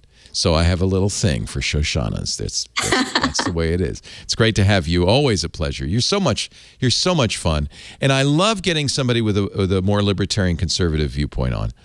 We often get complaints that you guys are such liberals, and so I just want to thank you for representing that point of view. It's great to have you on, and of course from sixcolors.com and now Mac Break Weekly, the wonderful Jason Snell. Great to have all 3 of you. Our show today brought to you by Melissa. Melissa, another girl's name I like quite a bit. Melissa is the address expert. Did you know poor data quality can cost businesses an average of $15 million a year? What do I mean by that? Well, your address list, your customer list, your supplier list, if you've got the wrong email, the wrong name, the wrong address, that costs you money. If you're a small to medium-sized business, every penny counts. The longer poor quality data stays on your system, the more losses you can accumulate. It's so important that your customer information is accurate. Melissa is the address expert, the leading provider of global data quality and address management solutions. It's also a customer service issue, right? If you have a customer support line and somebody calls in saying your Framince isn't working, and you address them incorrectly or say, oh yeah, you're living in Florida now, right? No, I'm in Iowa. That isn't good. You've already got a frustrated customer. Now you're making things worse. Melissa has a variety of ways to clean, improve, fix your data For instance, their cloud-based data cleansing and enrichment tool lets you upload a file. It can be an Excel spreadsheet, a CSV. That's right there in the first tab. Then you go to the second tab and you select the data quality service that you want to use. You map the input fields and you process your list, and everything is golden, clean, fresh, delicious. Data matching eliminates clutter and duplicates, which will save you money in postage, by the way. For a long time, Restoration Hardware was sending me four of the exact same catalog. Beautiful, 4-color. Must have cost them a mint. It was the same name and address. They should have known better. Melissa would have saved them. You can get batch address cleaning. You can get name verification, which parses and standardizes first and last names. Make sure Shoshana is spelled with one N, things like that. Profiling to analyze your data and improve its quality over time. You can even do email validation. Remove up to 95% of bad email addresses. And by the way, you should know this. Very important. Your data is important to you. It's important to Melissa. They continually undergo independent security audits because they're committed to data security, privacy, and compliance. That's why they're SOC 2, they're HIPAA, they're GDPR compliant. They've got a great new app called Lookups. It's available on iOS and Android that lets you do a onesie, twosie address update. You can do it on-prem. You can do a SaaS. They've even got an API so you can add Melissa data verification to your customer service software or to your shopping cart. Melissa, experienced, independent, 37 years in data quality, more than 10,000 businesses know Melissa as the address experts. And by the way, world-renowned support from their global support center. Sign up for that service level agreement for 24/7 support. Make sure your customer contact data is up to date. Get started today with 1,000 records cleaned for free. 1,000 records cleaned for free. Did I say that? 1,000 records cleaned for free. Melissa.com/twit. Thank you, Melissa, for supporting This Week in Tech. Melissa.com/twit. And you support the show, by the way, when you use that address, so please do. Melissa.com/twit. We love our advertisers because they make it possible for us to do the show. Let's talk about Lena Kahn. I don't know if you're a fan, Shoshana. New chair of the FCC, young woman, known for being somewhat skeptical of big tech.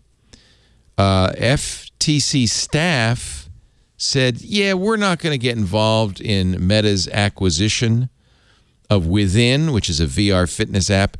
Lena Kahn, the chairman, overruled, and they are going to go after Meta for the acquisition of Within, trying to halt that acquisition.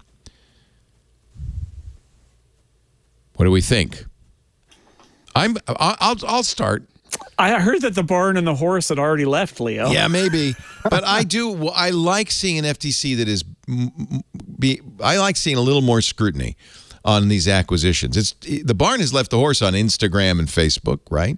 On WhatsApp and Facebook. But maybe it's not too late to start paying attention, right? And I think they're trying to draw analogies with this. I mean, this wasn't a huge deal. It was like $400 million. But I think that they're trying to say, look, if Meta is going to pivot to virtual reality and this company makes apps for virtual reality, it has the potential to be the Instagram, analogous to Instagram type of purchase. And I think that this was the FTC just asserting itself in ways that maybe it regrets not doing so in the past. And I think this is exactly what antitrust is all about. A company that has dominance in one market, using its market dominance to enter a greenfield, a new market, using its power, its money to take over that market. That's exactly what antitrust is all about. Shoshana, is this overreach? I view it is, and I understand people who disagree, but for me, it should be about protecting competition broadly. I don't think that there was a ton of evidence that this was, even like the Instagram thing. But, in my view, even that comparison's a little off because Instagram was starting to fail before Meta took it over. It was tiny. Facebook. It was $1 billion, but it was it was an app that had a small number of employees. I don't know if it was failing, but it was small. Yeah, I think if I remember, and I might be off, but I think their numbers were going down. It wasn't looking so great, and Facebook revived them. And even here, people complained about for me, when it's about monopolies, I guess it has to really be about monopolies. And it's strange to me to say, oh, they can't get involved in something else. It's one thing if they were looking to acquire maybe Twitter or something like that, or doing things that would force Twitter or something else like that to be under them. But when they're getting involved in new markets, they can represent new competition in that market.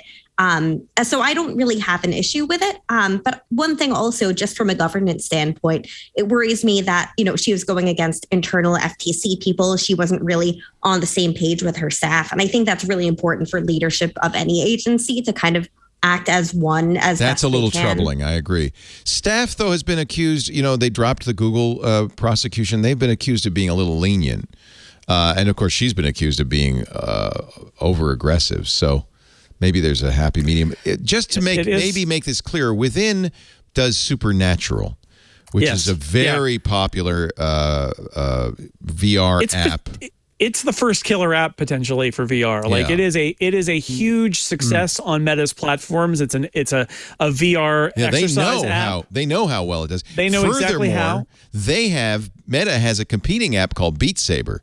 So it's as if, we have Beat Saber. Let's just swoop up the whole market for fitness. The idea here is you set up an app store. You're the first to market really at this level with a platform like this. The big competition is coming. Apple's coming. You're gearing up. You're Meta. You're doing this. And you can look at your app store data and you can look at your usage data and say, what are the hits? And then you're like, well, I'm going to buy the hits, because this is how you figure out how to be successful in VR is try a bunch of stuff and see what works. And clearly Supernatural works. So make Beat Saber. They want to own it. The argument would be make Beat Saber better, compete instead of buying. Well, and I think what they're really doing here is trying to prevent Supernatural from being built for Apple's VR platform, right? Like they don't want their competitors to get a killer app. And the end result, I think to Shoshana's point, the end result, if you allow this, is that somebody else is going to build something a lot like Supernatural that is going to be on Apple's platform, and it's going to be a killer app on that platform because Supernatural doesn't exist. Or Meta, if Apple's really successful, Meta's going to be like, okay, we'll be on Apple's platform too with Supernatural because we want the money. Like that's competition. And so I get it from the sense that they're trying to say, we don't want Apple's platform to be as competitive with us as it would be otherwise. On another level, if they buy this, it's so early, somebody else will make a Supernatural-like thing on Apple's platform or any other competing platform, and it'll probably be okay. That's a good point.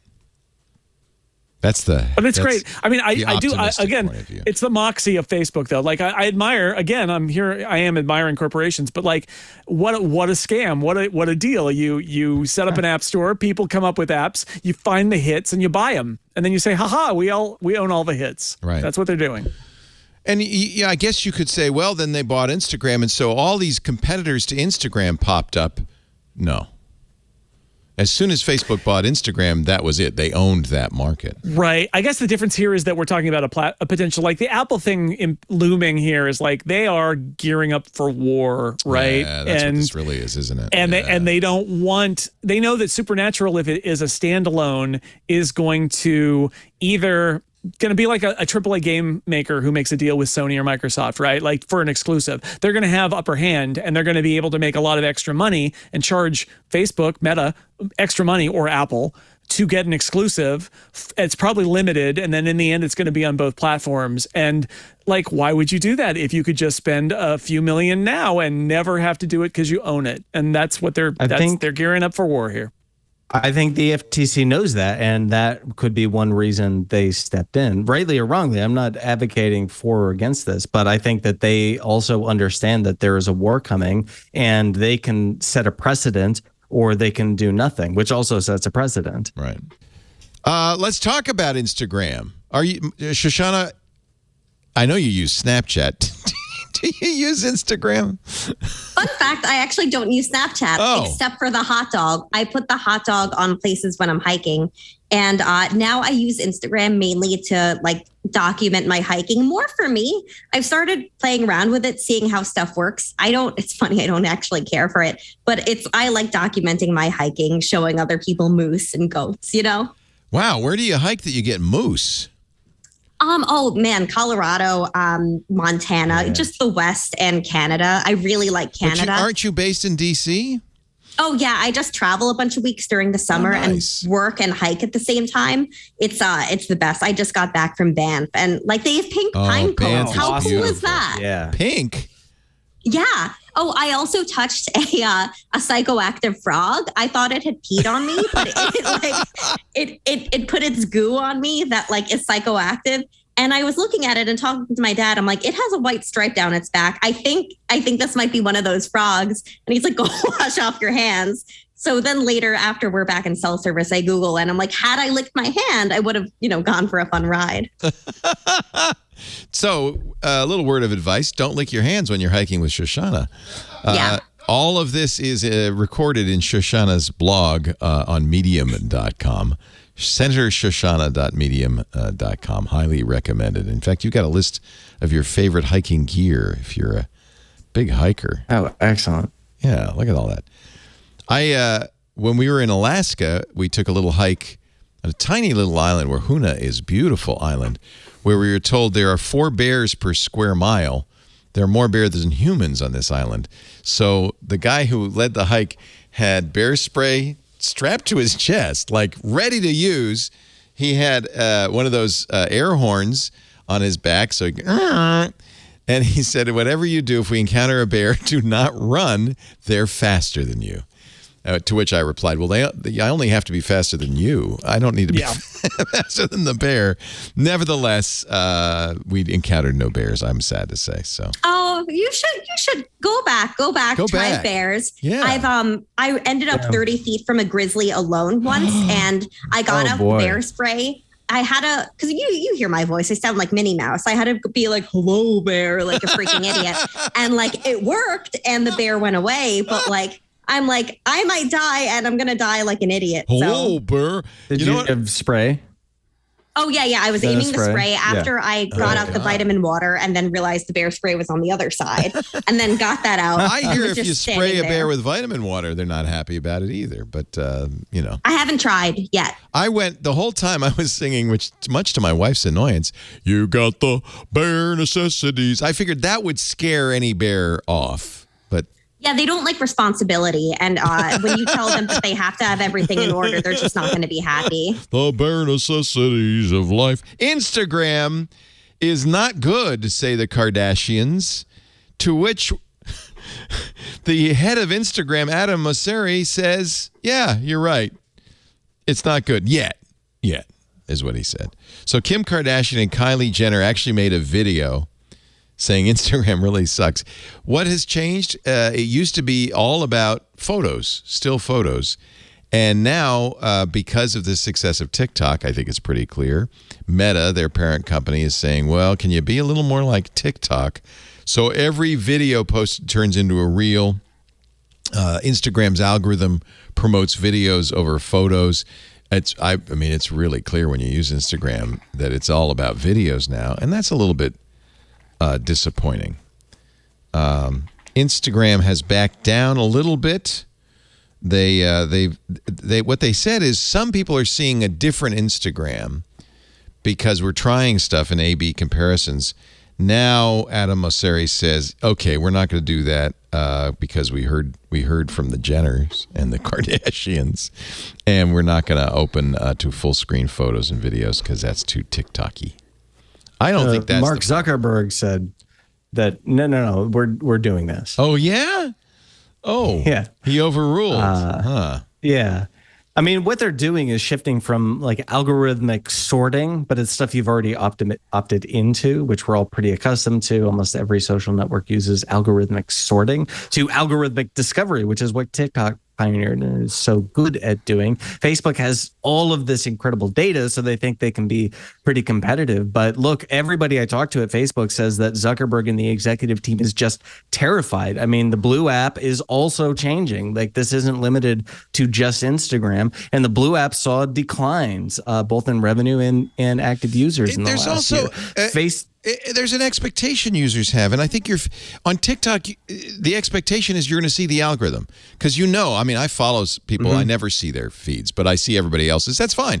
But your expectation on Facebook is you're going to see, and I think Instagram, you're going to see the people you follow and what they're up to. That's why I use Instagram. I stopped using Facebook.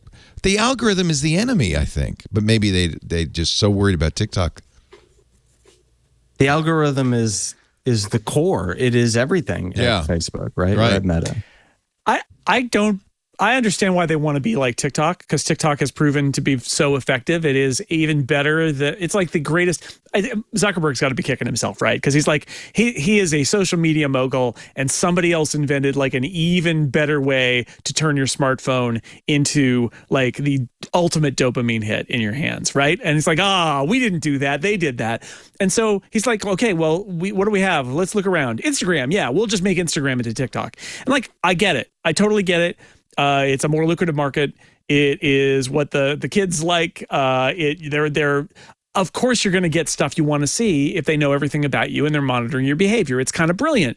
At the same time, I just think it's a shame that they have a perfectly good, or what was at one point a perfectly good different product called Instagram, and they've decided sort of to just kind of cast it away. And I wish they would come up with a more I would like it for them to come up with a way either in a separate app or with a separate interface. And I know they've done this with the Your Follows part of Instagram to say Instagram is both things. But sometimes I get the sense that Instagram is not going to be both things. It's really just going to be the new thing. And if you like the old thing and you're here, if you like the old thing and you're here for the old thing, too bad. Just too bad.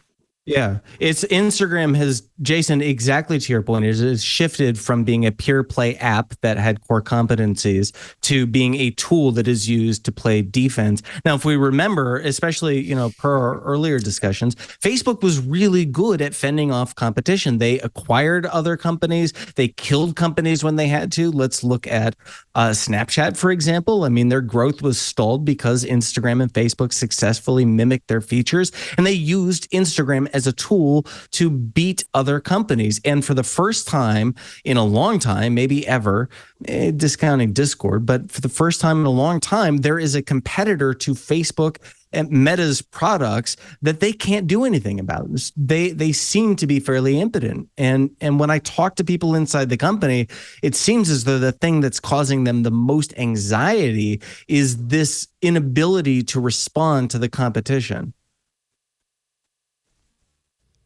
Both Facebook, Instagram, and Twitter now, all three have non-algorithmic feed choices, right? On Instagram, on mobile anyway, you can click following.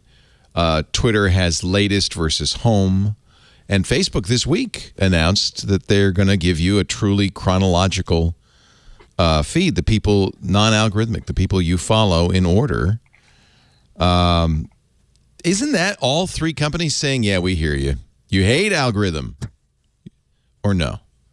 They're going to do algorithm because the people who aren't vocal spend more time on the algorithmic feed, right? That's exactly. It's like the nerds, and it's not necessarily nerds like us, but it's the nerds of the platforms, the social nerds, nerds, completists, the Kylie Jenners of the world, the ones who want to control everything of the thing that they love, hate it, right? They always hate it, but there are always going to be more casual users than there are nerds, and the casual users aren't completists, so they want stuff floated up. It's more effective. It makes them more money, and as a social media nerd on Twitter, let's say, which I am, you got to have that moment where you just say, please just let me watch it the way I want.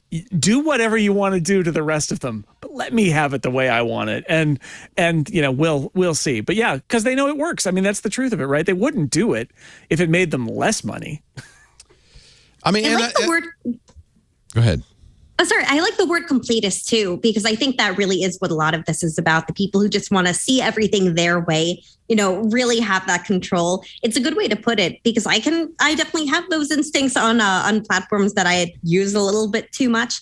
But I think you're right about the algorithm thing. Like, they like it. But at the same time, I think with Facebook too, Facebook's always tried, and Meta's always tried to do everything at once. I mean, even if you go on Facebook now, there's like 10,000 little apps in there that you can integrate into other stuff. Like Farmville isn't much of a thing, but there's still alternatives like that. And I kind of wonder if them not valuing Instagram as much as kind of an extension of that. Like, oh, well, we need to beat out this other thing, so let's just model this into this other thing and have it become something else, rather than like, hey, maybe this is our competitive advantage in a certain way that will compete with them by being different. Do you think at some point they phase out the non-algorithmic feeds? They're just doing that to appease us completists, and then eventually, because the money is... Yeah, to me, it's expectation. I'll say it again. TikTok, I don't have any expectation of seeing everything. I go there for quick entertainment hits, and I swipe through it, and I don't care if the people I follow show up or not.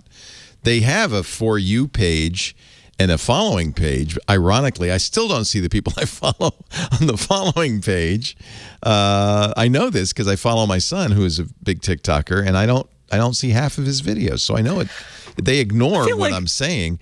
But I feel like there is a use case, though, right? Like, I think it won't go away forever, because there is a use case, which is somebody says, oh, did you see that thing I posted on Facebook? And you're like, no. Well, my expectation let me go look for it. Of Facebook, and I think this is what Facebook started it with, and on Instagram too, is I'm going to see the latest pictures from the people I follow, family, friends, brands, whatever, and I'm going to see them in order, and that's what I want.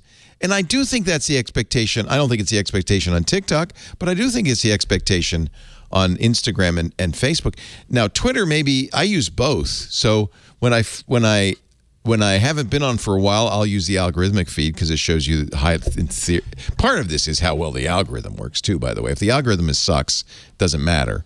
But the algorithmic feed, if I haven't been on for a while, but if it's the middle of the night, or it's the middle of the night and nobody I know is up.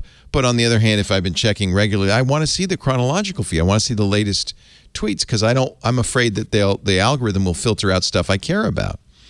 So I like the choice. And again, that's three different expectations. One expectation for Instagram Meta, one for TikTok, and one for Twitter. And why should everything be the same? I think that's why choice is good, right? And because there is a use case for it, I think, to answer your earlier question, I don't think it's going to go away entirely. But I think for people who love it and think it's the number one use case, they're just going to be sad because it's going to be buried away as sort of a lesser view, a view that you have to click through a couple of places to get to see something, because most people just don't want to use it that way. And the other reason I don't like algorithmic is more subtle and more of maybe a bias, which is I feel like algorithmic feeds are the feeds that get you in trouble. That totally. YouTube's algorithmic feed is the one that radicalizes you because it brings you down a rabbit hole. So I'm concerned that algorithmic feeds are the way that a company can enforce its own worldview and actually modify your worldview using its algorithm, whether intentionally or not. And biases. So I'm kind of against algorithmic because it feels a little icky to me that these guys are telling me what's important, because I don't necessarily think that's good. It's funny. You sound like more of the conservatives I have in my feed who think the same thing, but they think that, all the platforms are just trying to turn them into radical, woke liberals and all of that stuff. Yeah. But I think part of it too is just that it's all our biases too that kind of feed into there a little bit. Like I have hiking pugs that show up in my Instagram timeline because I love pugs and I love hiking, and a couple of them that can like breathe through it do hike. But I would seek it out on my own anyway. And I think that ends up being the case a lot of the time. Like you might discover stuff that you like otherwise, but I think a lot of it really does come down to people like to seek out confirmation bias, and that'll happen no matter what. If you are a Twitter fan, you may be distressed to learn that the Twitter Blue subscription is going up. Thank you, Elon. No, I don't know. I don't think it has anything to do with Elon. I am a Twitter Blue subscriber, and I canceled it. I'm not going to pay. I don't mind $3. I ain't paying $5. Well, I'd like to see some value from it, right? Like the value is super limited. And that was the problem, is it was just not quite all there. They have taken sort of bits of Nuzzle and turned that into. That's what I was paying for. I miss Nuzzle. And it's okay. They added a top stories. First, it was top stories of people you follow, links that were shared. They've added of the people they follow, which was a Nuzzle feature that actually kind of roots up some stuff that's interesting, but it's so basic. And I was kind of spending $3 on a whim, like, okay, Twitter, let's see where this goes. Yeah. And where it went was no new features and we're going to charge you more. Well, I mean, it's not going anywhere. Forget it. My typos aren't worth $5 a month. So will I lose the Nuzzle features if I don't pay for it? Yeah, that top stories with links is a Twitter Blue feature, and that's literally the only feature that I was using in Twitter Blue. Yeah. And there's a thread reader that's good that you lose, and then there's some site links that turn off ads when you follow through. They're real limited. Yeah, but like something to build on. It's I would come back for $3. Yeah. For $3, I don't mind mediocre. $5. What's the value here? I want some meat. Yeah. So you think I want Nuzzle back? I do too. No kidding. But we're in a specialized field. We're news types, right? Nuzzle. Yeah, but that's really it. Is like Nuzzle harnessed the power of Twitter and lists and following lists to help people in our situation to kind of like graze the media that matters. And that's a product, right? And we talked about Meta buying Supernatural, right? Like, so, all right, Nuzzle probably had run out of road. So they get bought by Twitter, and it's like a feature leveraging Twitter. And yet, okay, if it's just for people like us, why don't you put a small team on it and make it super awesome and charge us $20 a month or $10 a month or something like that? But instead, it's this kind of halfway thing for $3 or $5 a month, and it doesn't satisfy anybody. Yeah. Or bake this into, I mean, what it does do, if you haven't used Twitter Blue in the top articles, what it does is show you friends, articles that are shared by people you follow and people they follow. And what this really did for me is illuminate the real data value of Twitter. And we used to talk about this a lot in the earlier days of Twitter, that it was this kind of huge data. It was a front end to a huge data store of social activity and news activity. And what the acquisition of Nuzzle and then the top articles did for me is feature the potential of Twitter. It could be a really cool thing. In fact, this maybe should be a regular feature. Instead, it's packaged in this kind of mediocre Twitter Blue, and it's not as good. So I have a feeling this is going to backfire. On the other hand, I have a feeling that Twitter is going to prevail in Chancery Court in Delaware and get a few billion out of Elon. So maybe they won't need my $5 a month. Elon is now countersuing, in case you're curious. And a judge has decided that the Twitter versus Musk case will go to court in October. They actually set the dates. So this will be fun. I wonder if it'll get as much coverage as the Johnny Depp Amber Heard trial. Do you think? It will on this channel. No, because it's not as titillating to talk about corporate law. It's not. But he might have as many bots as Johnny Depp. Shoshana, what did you say? Oh, yeah, I think it just depends on the group. Like, we'll be watching. I didn't follow the Heard Depp stuff. Like, that was so depressing. Like, it was awful. Oh, two horrible people suing each other. Great. Yeah, I didn't need that. No. But I am a little curious because Elon promised to pay $44 billion sight unseen, essentially, no due diligence. Then claimed, well, I want to do due diligence. Twitter said, no, you signed, you're going to pay. The problem is Elon doesn't have all that money. He has about $21 billion. The rest he borrowed. I don't think they can force the lenders to pony up. And they ain't going to get $44 billion out of Elon. So my prediction is it's just going to be, they're not going to get the $1 billion breakup fee. It'll be more than that. The Chancery Court's going to make him hurt a little bit. So it'll be, some number of billions of dollars going into Twitter's pocket. And I hope they put it to good use. Because he really did cause a mess. People left Twitter. A lot of morale, tumbled. It just was a mess. And he should have something. He should pay. Yeah. I miss when Elon was kind of like the cool innovator we didn't know much about. Like, I do too. You know, the mystery was nice when I didn't know anything. Like when Rick and Morty did Elon Tusk, like just a cool guy who like we're gonna do a chill pun with. Nothing weird about him. He's just he's just a smart guy, and I don't know anything about his personal life, and he's not trying to buy Twitter. Like I miss those days. Our heroes have feet of clay.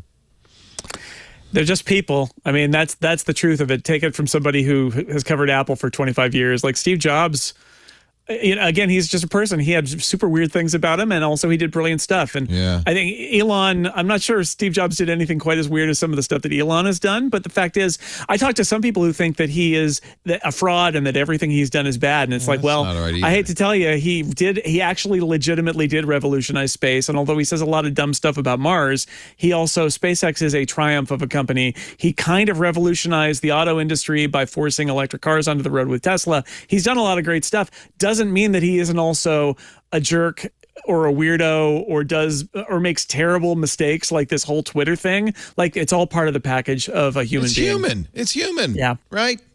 He's all those things. And as big as he is, his flaws and his he said something are big as well, right? I hate to quote an Elon tweet, but he said something perceptive on Twitter this week, which I think he immediately then did the wrong thing about. But he did say, like, basically, it was a moment of self-realization that everybody is looking for his tweets to jump on them and make them into stories and talk about how he's lost it and all this stuff.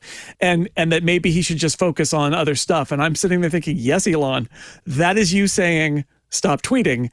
Please stop tweeting now. And of course, he didn't stop tweeting. Yeah. So, oh well. Meanwhile, he's added a command to the Tesla, which he just tweeted about, open butthole. So he's really revolutionized the car business as well.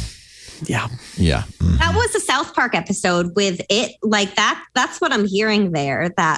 He's referring to but he put it in. Oh yeah. I mean, like in my mind, I'm hearing South Park, but I don't think he's South Parking. But that was a great episode. Well, look at this. He is SpongeBobbing. I think you'd appreciate this. When the song you memorized comes on in the car, and then he points out all Teslas come with a free karaoke app. That's what you need in an automobile these days. Yeah. Priorities. He does tweet a lot. I'm looking for the tweet you mentioned, and there's so much.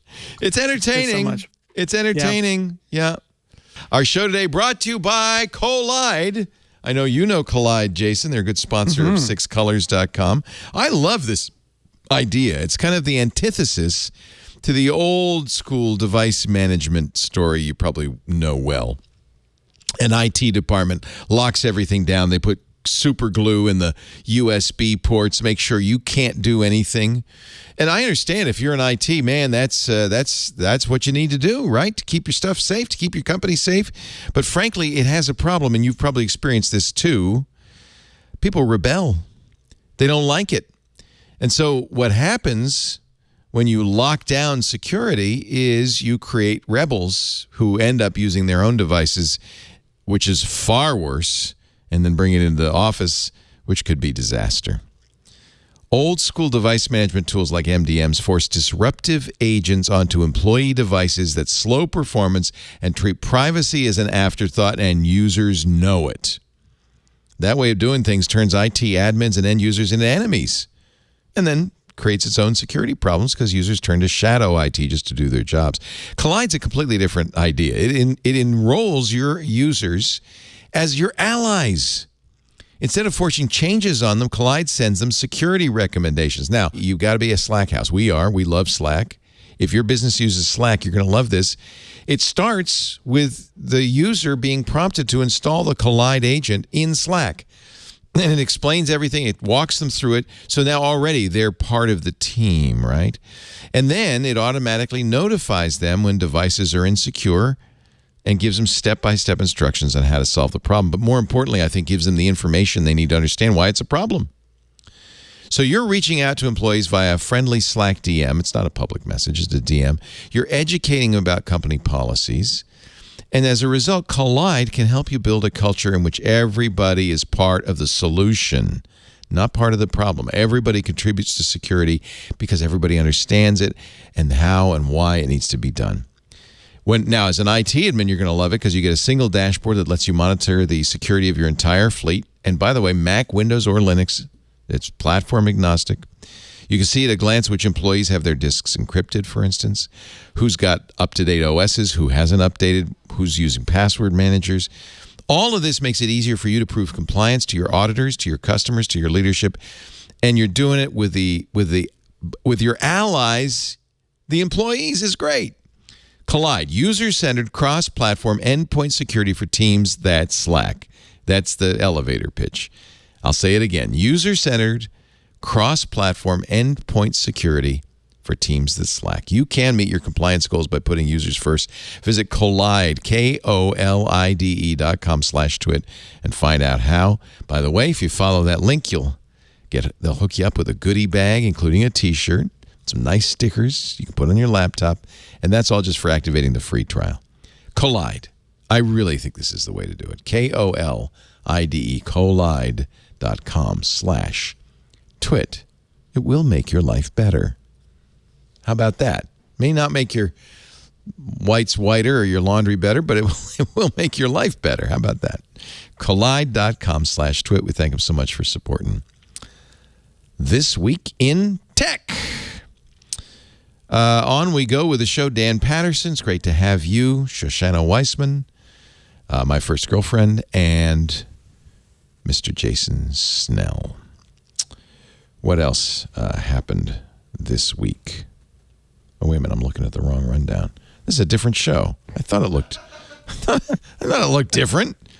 All of a sudden, I'm doing This Week in Google. We did the Instagram, Amazon Drive shutting down next year. I don't know if anybody used Amazon Drive. Amazon Photos will continue, which is still the best kept secret for Amazon Prime users, unlimited free photo storage. But if you've been using Drive, you're going to have to migrate next year. Let's talk Huawei. And Dan, I know you cover security, so I'm very curious.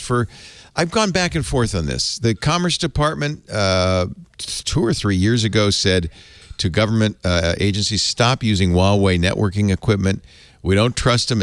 We feel like they might be Chinese spies. It seemed maybe that this was at some point during the Trump era. I mean, predated Trump, but at some point during the Trump era, it was just kind of xenophobia and maybe even kind of prompted by Cisco and other U.S. companies trying to get that networking market. There wasn't a lot of evidence that Huawei was doing anything disruptive. Well, now we have some of that evidence, and this is a CNN exclusive. FBI investigation that said Huawei equipment could disrupt nuclear arsenal communications. What? The lead is the Chinese government was offering to spend $100 million to build an ornate Chinese garden at the National Arboretum in Washington, D.C. They were going to do temples and pavilions. There's going to be a 70-foot white pagoda. Would attract tourists. It'd be beautiful. A great, perfect example of Sino-U.S.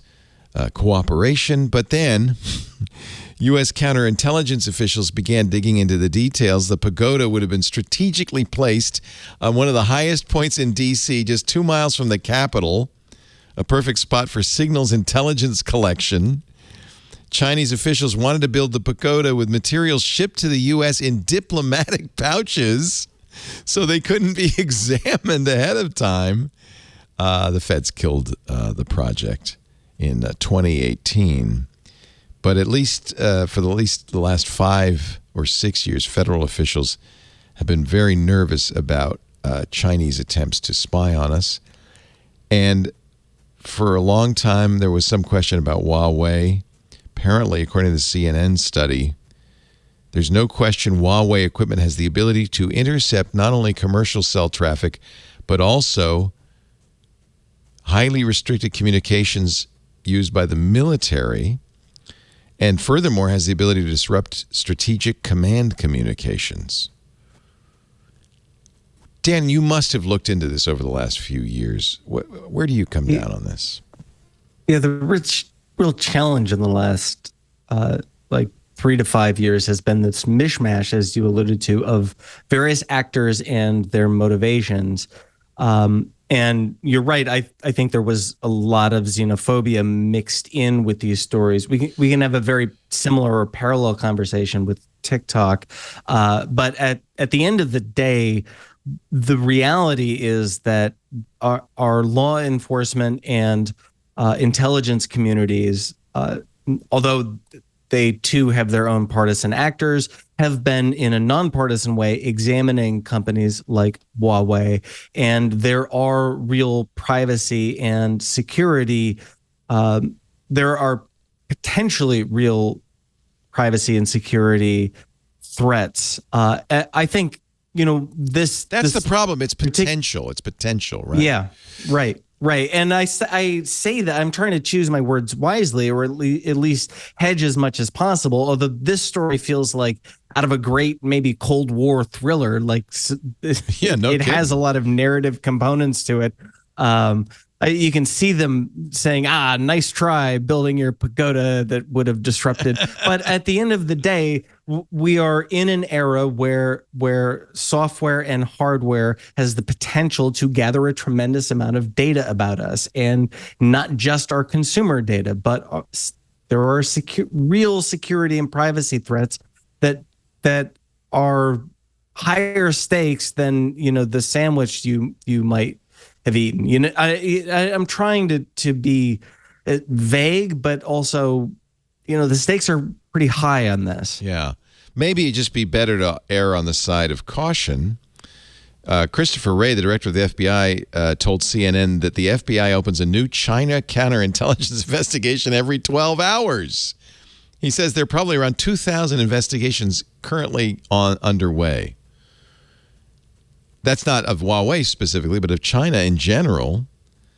We're very nervous about China. I understand why. I still don't think there's a smoking gun with Huawei. And I guess that's the thing I'm waiting for. Although, they make a good point. Given where this equipment goes, it could absolutely be problematic. And even if it's completely clean now, software updates down the road could turn them into weapons of destruction in the United States. Shoshana, is this outside your portfolio, or do you have an opinion on this? I don't know what, Sure. Yeah. No, it's not exactly in mine, but I do have strong opinions, just that we need to make sure it's about foreign policy threats and not about economic protectionism, because it's easy to use the first as a threat, as a thin veil for the second. There's a lot of that during the Trump administration where it could go either way. You could see the security case, but in other cases, you're like, does he just want to do economic protectionism here? So I'm always for being wary and objective, but the Huawei stuff also does not look very good. So it's kind of one of those things where I think it has to be a case by case thing, where I find myself going back and forth a little bit. There's also considerable criticism of the FCC's rip and replace policy. Congress set aside. Well, they set aside $1.9 billion to remove Huawei and ZTE technology throughout rural America. But 2 years later, according to CNN, none of that equipment's been removed. Rural telecom companies are waiting for federal money.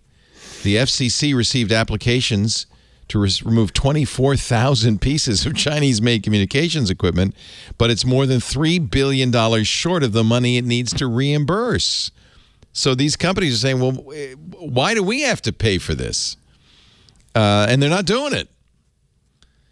So it's a little bit of a mess here. And I understand intelligence often doesn't want to reveal the smoking gun, because that then you can infer on their methods from what they know. So maybe they don't want to say. Maybe they do have evidence, and it's not unreasonable for them to say, "Look, trust us. There's good reason that we want you to take this stuff out." So I'm going to err on the side of that, I guess. That's how they're behaving. I do wonder, at what point do you have to say, all I have is your word on this? Right. We are banning this company and trying to tell our allies in Europe to not use them because you are giving us the wink, wink, nudge, nudge that something is afoot here.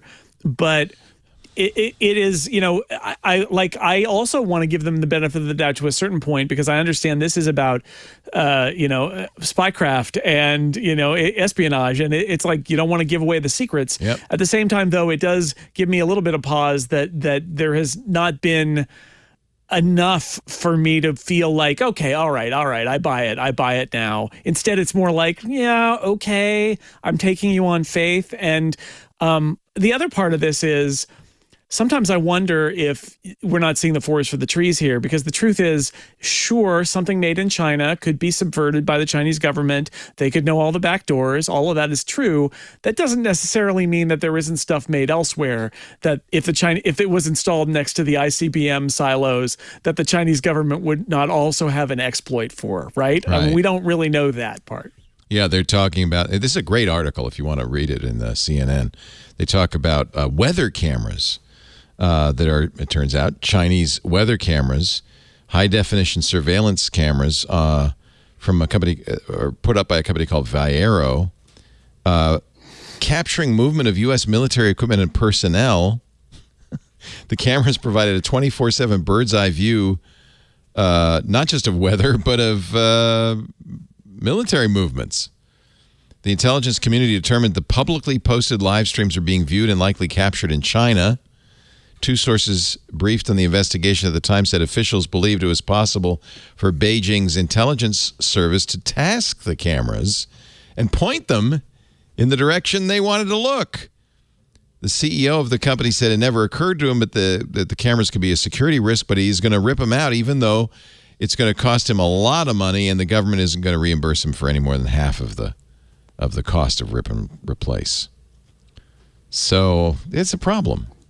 I guess patriotism, and he's gonna just donate the money. But again, these cameras, like, really, what's the issue here? The issue is somebody put webcams on the interstate, and they could be viewed from anywhere. It doesn't matter who made the webcams. It matters that the webcams existed. And I would also say, I bet you there are also some satellites that are able to observe that entire interstate as well. Anyway, yeah. So it like, I get it, and yet, You gotta convince me. Like, this is literally, they were public webcams of I-25. Like, yes, and China could look at them. So could anybody. It's true. Yeah. Yeah, and I also worry that in a lot of cases, the government officials raising certain concerns are the ones with passwords that are password. It's kind of like that kind of situation, because we at our street, we've done a lot on cyber threats, a lot of hacking and of government agencies, of other large entities. But like, I'm very open to trying to optimize security, but I'm also like, okay, but like, maybe we do the basic stuff, like not have your password on a little sticky note at your desk. As we unfortunately learned during the insurrection, we saw lots of that on government computers. And I think we need better cybersecurity across the board. And there's many fronts there. But sometimes I think it's like he was saying, the forest through the trees thing. I think we kind of miss that sometimes. Well, let me give you a bunch of stories guaranteed to make you paranoid. How about that? This is we'll have a new paranoia section of the show. Discovery. This is from Dan Gooden writing in Ars Technica. Discovery of new UEFI rootkit exposes an ugly truth. The attacks are invisible to us, and they've been around since 2016. UEFI, which is the firmware that boots most computers, Mac, PC, and Linux. The problem with this attack is it isn't wiped out by a hardware reset, by a formatting of the hard drive. It lives on forever. And on Monday, researchers from Kaspersky profiled something called Cosmic Strand, a sophisticated rootkit the company detected. It's been around since at least 2016 in the wild. And Kaspersky says this discovery begs the final question: if that's what the attackers were using 6 years ago, what are they using now? Okay. So there's you know what, you're compromised. That's it. You're done. There's nothing you can do about it. T-Mobile, one of the largest data breaches in U.S. history. You may remember this. They've agreed to pay $500 million. $350 million will go to customers and lawyers. You want to guess the proportions of each? At least $150 million will go to enhancing data security measures. The T-Mobile admitted no guilt. The breach compromised the sensitive personal information of more than 76 million current, former, and prospective customers in 2021. Yeah, we maybe it happened, maybe it didn't. But here's $500 million, which I have to say is a lot more than Tim Hortons is giving up. Tim Hortons, we talked about this some months ago. Their app, which people were, Tim Hortons is a coffee shop started in Canada. I think they're in America too. It's an app that was on people's phones that was just like giving up all sorts of information, including location, to everybody and anybody. Tim Hortons has settled the class action lawsuit, and I think this is fair. They 4 different class action lawsuits in Quebec, British Columbia, and Ontario. The suits accuse Hortons of collecting geolocation data of its users, demand recompense for the breach of privacy. Tim Hortons has reached a proposed settlement in which eligible app users will receive a free hot beverage and a free baked good. Hey, amazing. It's the language they understand, okay? At least the lawyers only get donuts. Maybe you really should just put all the sensitive data on a sticky note and put it on. Maybe we're better off. Russia. I don't know. When I go to court, I kind of hope for just a hot beverage, a nice pastry. Good. What more? That's the end goal for me. What more could you ask for? According to Apple Insider, for about 12 hours, Russia's Rostelecom repeatedly tried to route users of Apple's services through Russia. Apple engineers applying countermeasures, Russia applying countermeasures, repeatedly trying to hijack Apple's services. Could have been just a configuration error. BGP is complicated. False route announcements that could make internet connections to its servers instead of Apple's. But we may never know. Was it on purpose or not? And the FBI, for some reason, and they're not saying why, decided to raid a private business in March 2021. U.S. Private Vaults, a Beverly Hills-based safe deposit storage business. Okay, fine. They were being accused of, money laundering or something. Unfortunately, for the users, the customers of Private Vault, the FBI during the raid went through all the safe deposit boxes. Attorneys representing victims of the raid say the depositions contain important information about how and why the FBI decided to seize and catalog the private belongings, not just of Private Vault, but of their customers. The search warrant did not cover that, but agents seized hundreds of safe deposit boxes anyway, opened many of them, and rifled through their contents under the guise of cataloging the items. A fishing expedition in search of additional criminality. The warrant explicitly forbade the FBI from seizing the safe deposit boxes or their contents. The FBI says, we have nothing to report.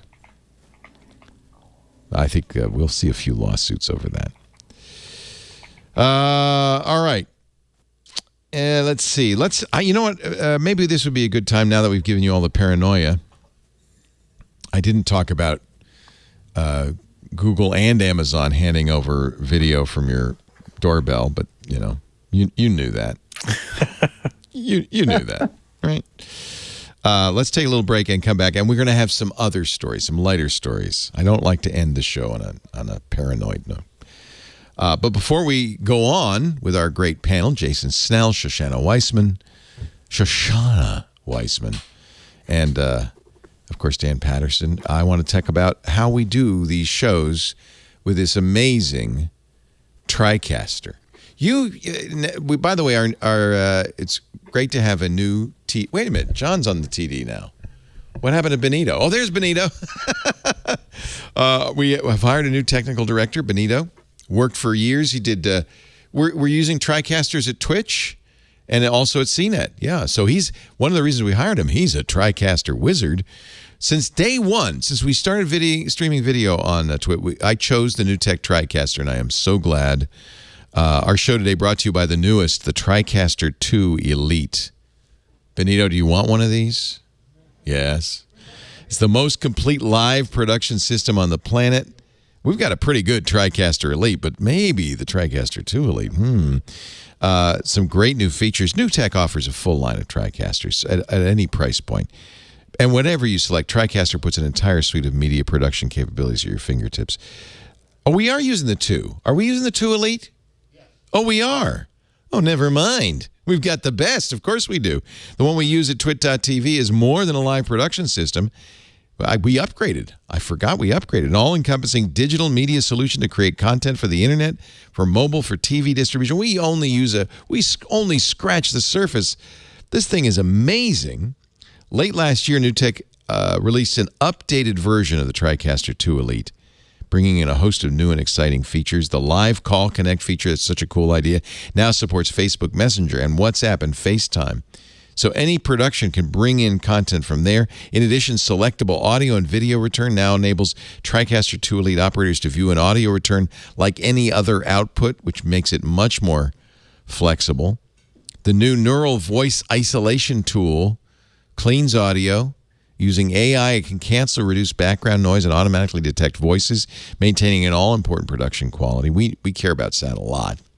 It's very important, even in a video production. Increased power, flexibility, and simplicity have driven these exciting new capabilities. There's variable support in macros. John uses macros to idiot-proof the TriCaster from me. Because when I switch in my studio, I do it all with macros, so I can't break anything. I still break things sometimes, but it's nice. I appreciate that. The system offers a dynamic and powerful tool that allows me to nest macros to deliver complex productions more easily. It's actually a great feature. You plan ahead. You've got these single buttons you can push that do all sorts of stuff. TriCaster Elite 2 Elite now supports encoding 3 channels at a time, from HD to UHD, all at the same time. That's really nice. They brought the live panel builder into the TriCaster, which means people use the live panel builder to create bespoke user interfaces, to customize presets within the user interface, meaning your distributed workflows are simpler, more cohesive. But as always with the TriCaster, never compromising on quality. The NDI Genlock tool, you'll love that. Genlock's so great. NDI is great. That's a TriCaster invention that transforms video production, the network digital interface. Remote workflows, fantastic. You can send alpha channel through one of the mix outs. All of this stuff is meaningless to me. That's all NDI now? That's really cool. Wow, that's neat. So we were originally SDI. Have we converted now to everything to NDI? No. Oh, no. We do 4 and 4. So like this PTZ camera is an NDI camera. So it has one connection, power over Ethernet and video over an Ethernet. That's really, really amazing. Since its arrival a couple of years ago, the TriCaster 2 Elite has offered us an incredibly powerful live production system. And all these new updates give you so much more capability. It's really transformative, better than broadcast. But of course, there's other choices. The TriCaster 1 Pro for producers, content creators, and publishers, future-ready capabilities, streamlined live video production, live call connect, 4K UHD switching, live streaming, recording. I mean, it's incredible. Explore the latest in the TriCaster family. Here's what we've set up for you. Visit go.newtek.com/twit-tv. That's a long one, I know. go.newtek, NEWTEK.com/twit-TV, where you'll find an easy-to-use interactive guide that offers advice on which TriCaster is right for you. And if the boss is generous, like our boss is, maybe you get the TriCaster 2 Elite. Really nice. Go.newtek.com/twit-TV. Thank you, NewTek, for making it possible to do what we do here at Twit. We love them. Thank you, NewTek. We had a great week this week on Twit. I'm a little foggy about the whole thing, so the team made a video for me so I can remember what happened. Watch. We were talking a little bit about adding some splashes of color to your setup, but you know what? I like the corner. It's you.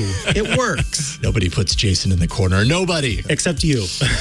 Previously on Twit. all about Android. We got a lot to talk about today, starting with Flo, who reviews not one but two devices, the Pixel 6a and the Nothing Phone 1. It looks like a neon sign that's broken. That's exactly what it looks like. Tech Break. I've got two really interesting new electric vehicles that have come on the market. We've got the brand new 2022 Rivian R1T, and from a company that's been around for over a century, the Ford F-150 Lightning. Windows Weekly. This was Microsoft's first time missing on earnings since 2016. Yeah. Halfway through the quarter, they said, just kidding. It's going to be worse. They revised their guidance, and then they still missed that target. That's how this company's doing. Well, Apple did the same thing. Yeah. Everybody gets to do that now because of recession. Yes, obviously inflation's really high. Yeah. The high value of the dollar. One of the interesting things. Next quarter's going to be great. Right. Because this can't last forever, right? If you missed Twit this week, you missed a lot. Wow, I didn't realize how congested I sounded on Wednesday. I hope I don't sound that bad. I hope you enjoyed everything that happened on Twitter, and we'll be back this week with a fabulous week, including Jason Snell on Mac Break Weekly. Very excited about that. So do you know about leap seconds? I think we even talk about it from time to time. You get to New Year's Eve, it's 11:59:59, and all of a sudden, poop, it's 11:59:59 for an extra second. Whoop. That's because the Earth's rotation and revolution around the sun does not cooperate with atomic clocks. It's a little bit off. So every once in a while, since 1972, world timekeeping authorities have added a leap second to the global clock known as the International Atomic Time. They tuck in an extra second. You know who doesn't like that? Computers. They don't get it. they don't get it. And so there is a call now from Google, Microsoft, Meta, and Amazon. This week they launched a public effort to scrap the leap second. What's the big deal? In fact, they say it's going to take 2,000 years before you even notice that the atomic clock and the Earth are out of sync. You don't have to worry. Maybe we'll correct it once every 2,000 years. Throw in an extra day. Something like that.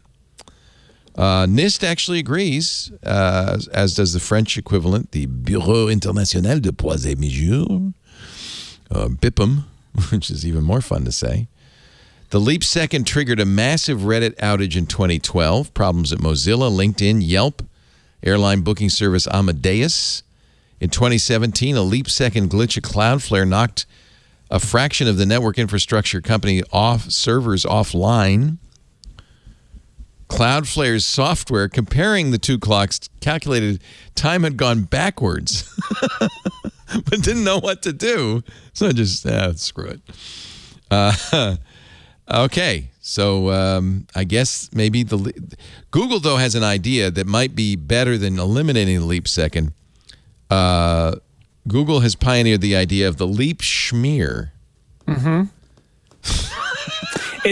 It's actually a kind of a brilliant idea. I don't know if this will work or not, but the idea is you take that day that is 1 second too long, and what you do is you stretch every second by a teeny tiny amount. So all the computers think that the day is the same number of seconds as it always is, but for that one day, every second is just a little bit longer, but it doesn't. There's no extra second. It's just clever. All the seconds are longer.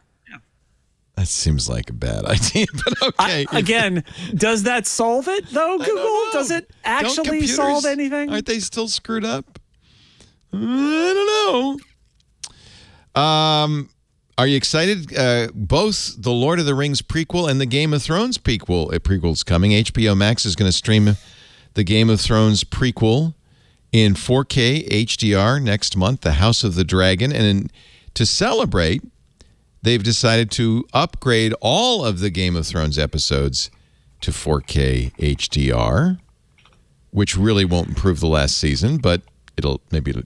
It actually will, because that season has that episode that was super dark. Long night. It will look much better in a higher bit rate with HDR. It'll actually be actually visible. It was so murky. The entire run of Game of Thrones, even though 4K TVs were a thing, HBO, back then it was HBO Now and HBO Go, their pipeline did not allow for 4K. Right. And so even though they made these shows in 4K, or at least they released 4K DVDs and all of that, it wasn't until Wonder Woman 1984, Christmas of 2020, that was a big deal. Yes, that they put it out in 4K, and it is still taken them until now to actually say, yes, this show is going to be in 4K, and this whole famous show that's in the archive is going to be in 4K HDR, because that's just never been one of their priorities, I guess. Weird. Supposedly, George R.R. Martin is now finishing the last volume, and he says it's not going to be anything like the TV show. At least it'll be in 4K HDR. Dolby Atmos, HDR10, and Dolby Vision. So, if you have if you have an Apple TV 4K and Amazon Fire Stick 4K or the Chromecast Ultra, you'll be able to watch it and the House of the Dragon in 4K. Hey, big congratulations to Marquez Brownlee. You know him as YouTube star, but watch this. This is Marquez Brownlee's amazing catch. Whoa! Which made it to the number 2 of the top 10 sports highlights of the week on SportsCenter, and gave his team, the Pride of New York, the World Ultimate Club Championship. Look at that. That guy, he can get some air. Woo! And you just thought he was just a YouTube star. Nice. Very, very nice. Top 10 highlights of the week. And then we'll end, I think, on a sad note. I know everybody knows that today Uhuru sent her last message. Nichelle Nichols, Star Trek actor, trailblazer, role model. This is NASA's tweet, who symbolized to many what was possible. She partnered with us to recruit some of the first women and minority astronauts and inspired generations to reach for the stars. It was Martin Luther King who told her, she said, I want to quit this stupid ass show. She wanted to go to Broadway. She wanted to go back to Broadway. Yeah. And Martin Luther King said, you can't quit. You were showing the future with us in it, and not as maids or other servants like everybody else on TV. You see us, and we're peers, and we're out there in space, and the future is promising. You got to stay. And she's like, all right, okay, fine. 89, Nichelle Nichols, Uhura. And if you watch Strange New Worlds, the new Star Trek, you could see the young Uhura. That's right. Which is pretty awesome. It really does show that they didn't give her as much to do as they should have. It really wasn't until Star Trek nerd here. Hi. Star Trek 3. My favorite Uhura scenes in Star Trek 3. She actually has a great moment where she helps steal the Enterprise, and spoilers for a movie from the 80s. And it's great. But they didn't. So in Strange New Worlds, which is a great show, they have young Uhura, and it is great to see them digging into that character, because unfortunately, as iconic as she was on that show, they still didn't give her a whole lot to do. So she did get to do some more stuff in the movies. And I think her greatest contribution is what NASA tweeted out there. NASA said to her, maybe you should recruit people from underrepresented groups to join NASA and become astronauts. And of course, one of those people was Mae Jemison, who was the first African-American astronaut. Awesome. Also, the first interracial kiss on national television when she kissed Captain Kirk. It's true, which legendarily they wanted to shoot it both ways, and Shatner fouled up the scenes where he didn't kiss her, so they had to use the ones where he did. Good man, Bill. Way to go. Way to go. Here's a great picture. George Takei tweeting. In the later years, obviously they're at a Trek fan convention. We lived long and prospered together. Nice. And that, I think, is a fitting way to end This Week in Tech. Shoshana, thank you so much for being here. You are so much fun. Thank you for having me. Yeah, I appreciate your point of view and your spirit. You're just great. Head of digital media at rstreet.org. You can follow her blog at senatorshoshana.medium.com, where she writes about hiking and all sorts of other things. And she's also Senator Shoshana on the Twitter. Anything you want to plug? It's funny about the Uhura thing. I mean, I was watching, I watched TCM a lot. So I was watching this great TCM short they had about, basically Black people throughout movies. And it really struck me how only recently we've really started to give Black people like really good roles, and they've had a bigger role in film, and like the industry has allowed them to. So thinking that, she really had such a big role there, a really, really notable one, more so than I realized growing up. Because I always heard, she and Will Shatner always had the first interracial kiss and all of that. But really thinking through it, it's kind of amazing that she was able to play such a big role, and that, that she was, able to recruit people for NASA because of that. Even in the 40s and 50s, a lot of the roles they gave Black people were just nothing, and not that they didn't have the talent, they just weren't giving them the roles. So it's kind of crazy to think how recent this stuff is. And so many of the roles were step and fetch it kind of horrible racist stereotypes. Yeah. She even said if you've got to be typecast, at least it's as someone with dignity. And Uhura always had dignity. Yeah, absolutely. Thank you, Shoshana, for being here. We're all Shoshana fans. Gumby in our chat room says. Thank you, Dan Patterson. We're fans of Dan Patterson, still contributing to CBS News, but congratulations on the new job, editorial director at cyber6guild.com, which is what, a internet threat detection company, or what is it? Yeah, thanks for having me, as always. Of course. Really appreciate it. Shoshana, it was great doing a show with you. And and Fred, who is downstairs being very annoying. Cyber 6 Skill is threat intelligence. So it's like a Google for the dark web. I don't want to log roll or do too much promotion, but we often give you guys a chance to plug what you're up to. So I don't feel and it's I wouldn't join a company that I don't believe in. And as you know, journalism is a call of your heart. You have to do the profession because you care about it. And I still deeply care about the profession of journalism. And I'm joining this threat detection company because their technology is really interesting, and because it's not just about the commercial interest. It is a product that it does the job I wish I could do as a journalist. It really mines the dark web and provides a portal into it in ways that are really fascinating. And I hope to use it for journalistic purposes as well. Yeah. Well, so here's the big question. You get to go to Black Hat. I am not going to Black Hat this year, although I love going to Black Hat and DEF CON, but it is mostly because of COVID and because we have some fun personal stuff coming up. It's probably I want to wise. Stay safe. Yeah, probably wise to stay safe. Lisa and I went on a cruise and came home with a little present.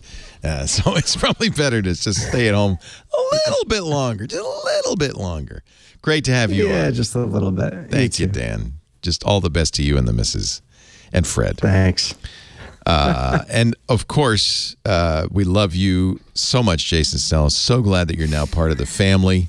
And I can't wait to see you Tuesday. There'll be lots to talk about, of course, including Apple's results and your color charts. So many, there's 6 colors anyway, because it's on brand for me. And just during the show, we coined the term. So now if you want to hear more about me talking to Julie Alexander about streaming, you don't even have to look it up. Just go to churnvalet.com, which I now own. Oh, you bought it. You are great. This is the new app that you guys are going to invent. Yep. At some point, we'll go there. But right now, it'll just take you to Downstream, where Julia and I talk about the business of streaming. She's brilliant. You do so many podcasts. I didn't even know about this one. This is a fascinating subject. I will be listening. I'm just a conduit for Julia's really incisive knowledge of this stuff. She works as an analyst at Parrot Analytics, talking about what the demand for different streaming shows is. And she used to be at The Verge.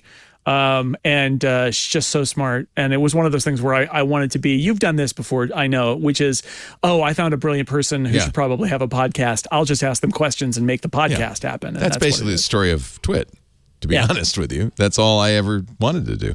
And I made Jason create a page for all of his podcasts because he does so many. True story. If you go to 6colors.com/podcasts, you'll see all Look at the this. podcasts. You're nuts. That's like 20 podcasts. Dan Morin's got a few in there too, but it's mostly me. You're a busy guy. Great to have you, all three of you, and thank you all of you for joining us. We do Twit on Sunday evenings about 2 p.m. Pacific, 5 p.m. Eastern, 2100 UTC. If I say that so you can watch it live if you want at live.twit.tv or listen live. If you're watching or listening live, do chat live with us at irc.twit.tv. And, of course, Club Twit members, you get a special chat platform just for you. For $7 a month, Club Twit members get ad-free versions of all the shows. That takes about an hour out of every show.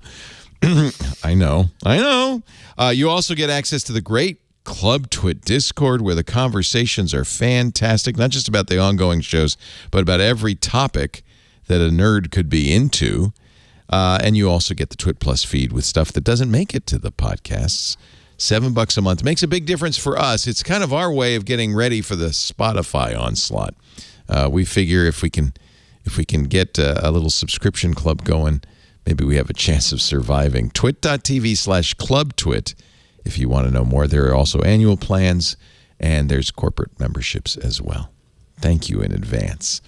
We really appreciate the support we've been getting from our Club Twit members. After the fact, of course, we still offer free versions of this show. Just go to our website, twit.tv. You'll find all the shows there. You can also find it on YouTube. Every show has its own dedicated YouTube channel. And I guess the easiest, best thing to do would be find your favorite podcast player, Pocket Casts, Overcast, Google or Apple's podcast player, whatever it is that you like, and subscribe. And that way you get to it automatically the minute it's done. So you got it for the Monday morning commute. You don't have to think about it. Thank you, everybody, for being here. And the words of, or the emoji of Jason Snell, live long and prosper. We'll see you next time. Another Twit is in the can. Bye-bye, everybody. This is amazing.